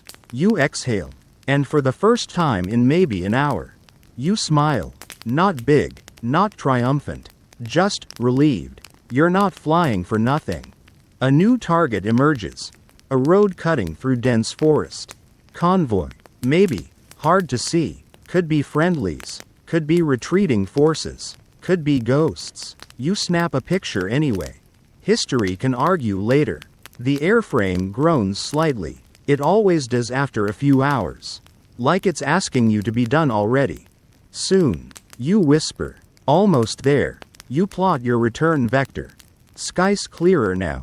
You pass through a shaft of sunlight that hits just right, warms your hands. Your knees. Even the cold metal of the camera mount. You take a breath so deep it feels like a reset. And just as your body starts to unwind, you see it again. Another plane. Far. Too far to tell. But close enough to wonder. It's just a speck at first. A vague smear against the clouds. But your eyes know what they're looking for. They've been trained for this. Planes don't move like clouds. They don't shimmer like birds. That one, yep, definitely a plane. You squint, trying to make out the silhouette.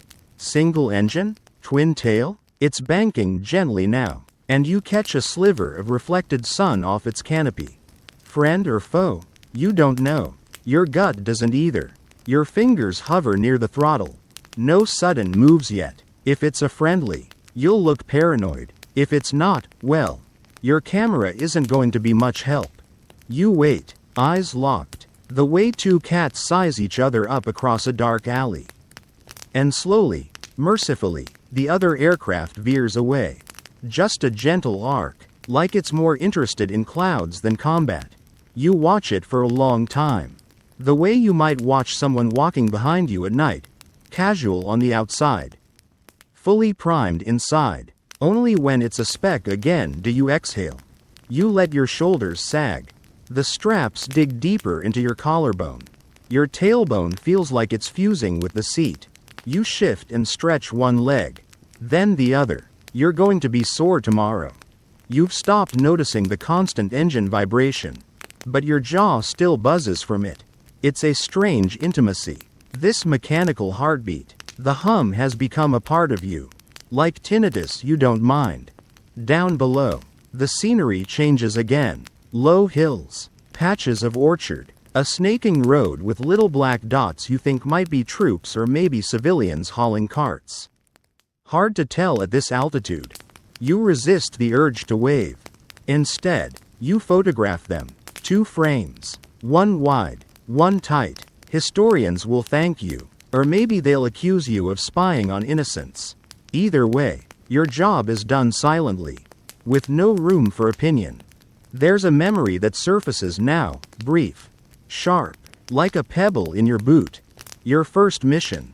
The nausea, the nerves, the pure disbelief that they trusted you with such an expensive piece of machinery and no eject button. You'd been handed the plane like someone handing over the keys to a ghost. And now here you are, years later, flying half on instinct and half on caffeine from a canteen that tastes like metal sadness. Your lips are cracked. You lick them. Salty. You haven't had water in a while. You check the canteen anyway. 2 sips left. You ration it like it's gold. And then, a new kind of beauty. Below, a ruined church sits in the center of a village square. The roof is gone, but the stone walls remain. And the steeple, miraculously, still points heavenward. It looks like it's praying. You can't help but admire it. Something about the way it refuses to collapse. Like a spine that refuses to bow. You take a photo. Just one. For you. There's no strategic value in that image. No troop movement. No hidden base. Just resilience. Etched in stone. You pass over it quietly. The sun is dipping now. Not quite sunset, but the light has turned slanted and gold. The way it does in paintings. Everything below is softer, more forgiving. Even the shadows look gentle. You adjust the altimeter. Drop a little, just enough to get one last sweep of terrain before heading back. The camera clicks, whirs, winds again. The rhythm is familiar, comforting. In the cockpit, your breath fogs faintly, temperatures dropping. The kind of cold that gets into your joints. You flex your fingers inside the gloves. Pins and needles. Your thighs are numb. Again. You think about heat. About blankets. About the way your body sinks into a mattress after a flight. Like it's melting. You fantasize about socks. Thick, warm socks that don't smell like engine oil. A soft vibration ripples through the plane. Just a gust of crosswind. But your body tenses like it's under fire. The instinct never goes away. You glance at the gauges. Still good. Fuel. Enough. Altitude. Steady. Oxygen. A little stale. But working. All fine. And yet, something tugs at the edge of your awareness. You scan the horizon again. Clear. But the feeling lingers, a prickling between the shoulder blades. Like being watched. Maybe it's nothing. Maybe it's just what happens after hours of flying alone with only the sound of your thoughts and the weight of everyone else's expectations. You shake your head, blink, refocus. Almost time to head home. The sky's hue deepens to amber, brushing the tops of the clouds like candlelight.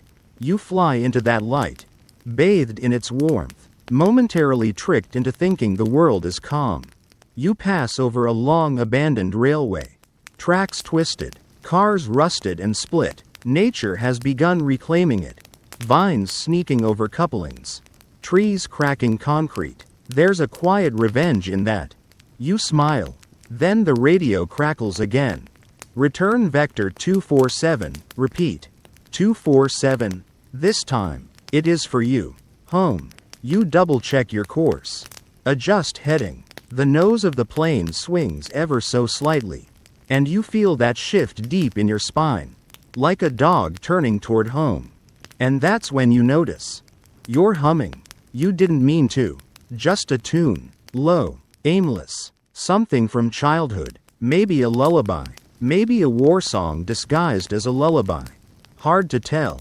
Your throat vibrates with it. And for a few miles. It's the only sound besides the engine. You let the song carry you. Just as you start to believe you might glide the rest of the way in peace. The clouds ahead shift. A shape is waiting inside them. And it's not yours. At first, you pretend it's nothing. A shadow. A trick of the light. But it stays where it is. Hovering in that patch of cloud like a thought you can't unthink. It's a plane. Smaller than yours. Sleeker. Fast. Fighter. And not one of yours. Your stomach does a slow flip. Not panic. Not yet. Just the quiet. Chemical dread of realizing the quiz has started and you never read the chapter. The shape moves. Just a little. Testing. Watching. You don't engage. You're reconnaissance. Not combat. Your only weapon is your altitude and a worn-out camera.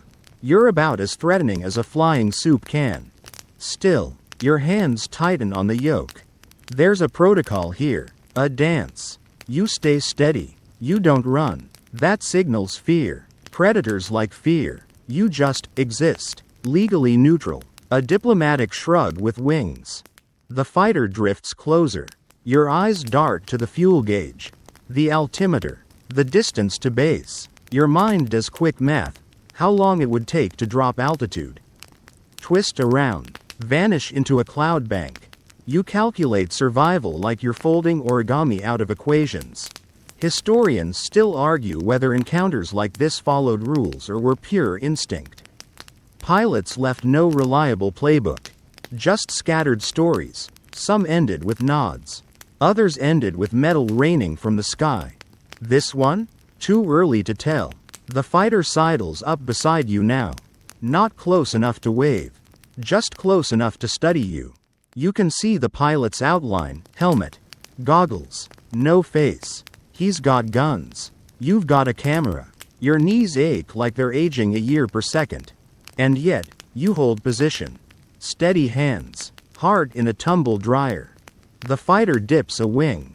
Not a threat. Not a signal. Exactly. Just a gesture. A curious one. You dip yours too. He holds. Then, impossibly, he drifts away. No chase. No shots. Just a slow veer off into the endless sky. Disappearing like a coin dropped into a fountain. You blink. Just like that, it's over.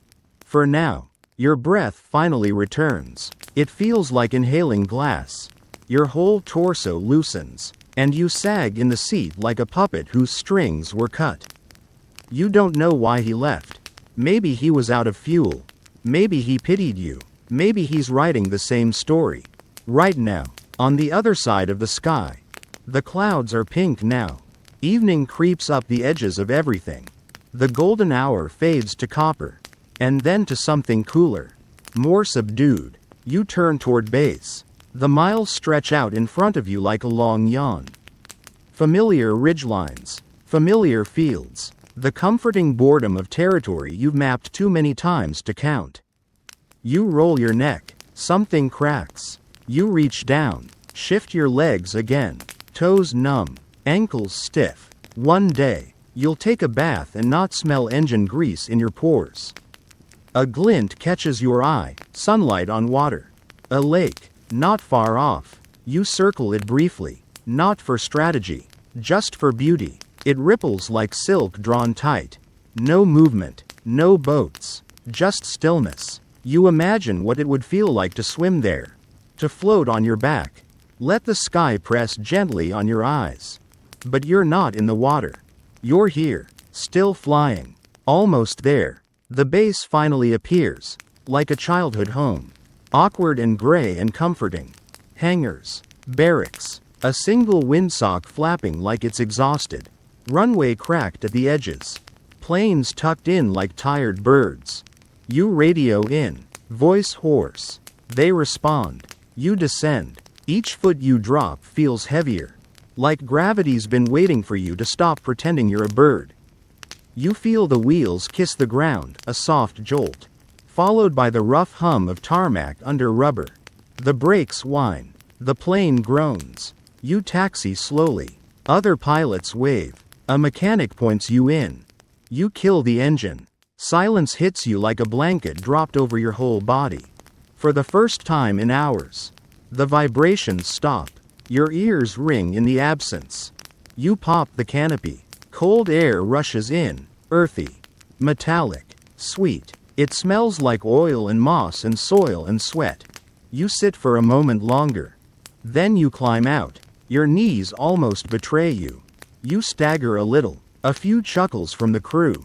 You smile. Sheepish. They've been there. You hand off the camera. The ground feels foreign. You miss the hum already. But also never want to feel it again. You unclip your mask, pull off your gloves. Your hands are white and stiff, like they've forgotten how to be hands. Someone hands you a flask. Not booze, just strong tea. The warmth slides down your throat like forgiveness. You don't say much. You don't need to.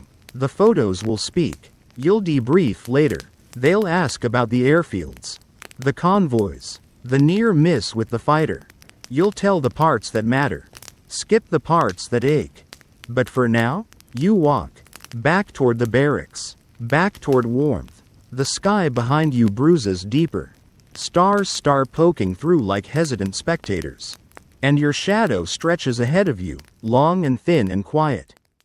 You push open the barracks door and the warmth hits you like a wave, thick, stale, and wonderful. It smells like old boots, wet wool, tobacco, and sleep. The kind of scent that would make anyone else wrinkle their nose. But to you, it smells like survival. Your body sinks into the cot like it's made of sandbags. Springs groan. A distant voice jokes something about your landing being smoother than usual. You smile without opening your eyes. Your flight suit is still half on, half off. You don't bother finishing the job. Just unclip a few things. Let your arms slide free.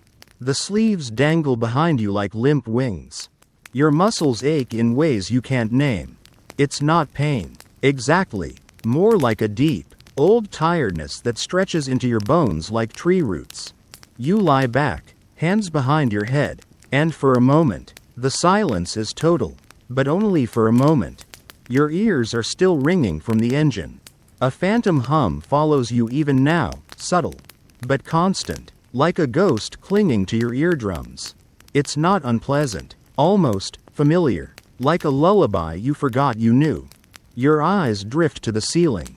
Flakes of paint, a dangling bulb that doesn't work, a spider threading its way toward a dusty corner. It's all so wonderfully, gloriously still. But your mind? Not so much. It replays everything. The clouds. The gunmetal glint of that other plane. The ruined church steeple. The lake you almost flew into just to feel the quiet. It replays your hands gripping the controls tighter than they should have. Your heart hammering like it wanted out. And it replays that wingtip dip. That silent, "I see you," from the fighter pilot. Historians still argue about moments like those. Were they mercy? Or policy? Or just two tired men refusing to make the war one bullet longer? No one knows. You certainly don't. All you know is that you're here. Still, your eyes close. But the imagery lingers. Scenes carved into the inside of your eyelids. Sky, fire, ice, clouds stacked like meringue, villages like dollhouses, wrecks like splinters, smoke coils from chimneys where life continues, unaware of you slicing through the upper air like a steel ghost. Your breath slows. Someone across the room snores once, sharply, then goes quiet. The fan hums. The blanket scratches your chin just enough to remind you you're not dreaming yet. You shift your weight. The springs creak again. Your hand rests on your chest, just over your heart, which finally seems to be settling into something human again. And in the back of your mind, a single, silly thought floats to the surface. You never finished your canteen. Still 2 sips in there. You make a mental note you won't remember. That's fine. Your boots are still on. That's fine, too. Everything can wait. Even memory. Even sleep. Even the sky. So let's go still now. Let's let the hum fade. Let the plane stay parked. Let the camera rest. And let your hands, your eyes, your ears, so wired, so tuned, let them finally, blessedly, soften. Let the sky remain empty for a while. And if you dream of altitude again, may it be without flak, without fire, without the weight of history on your back. Just clouds, just wind, just a hum that means peace. Now let's wind down together. Gently. Your body relaxes, heavier with each breath. The cot beneath you feels deeper somehow, as if the fabric understands your shape. Your fingers uncurl. Your jaw softens. The ringing in your ears is replaced by the low comfort of a fan. Or maybe the breeze brushing past a hangar door. Outside, the stars blink in and out like lanterns. The air cools. Your thoughts, once knotted, once buzzing, begin to drift like contrails. Long, slow, fading. You feel your legs again. Your toes. Your heartbeat. Everything you carried up there in the sky. You can set it down now. You're safe. You're home. And the cockpit, the clouds, the camera, the chase, it all drifts backward into the dark like the end of a long, long song. You don't need to remember it all. You were there. That's enough.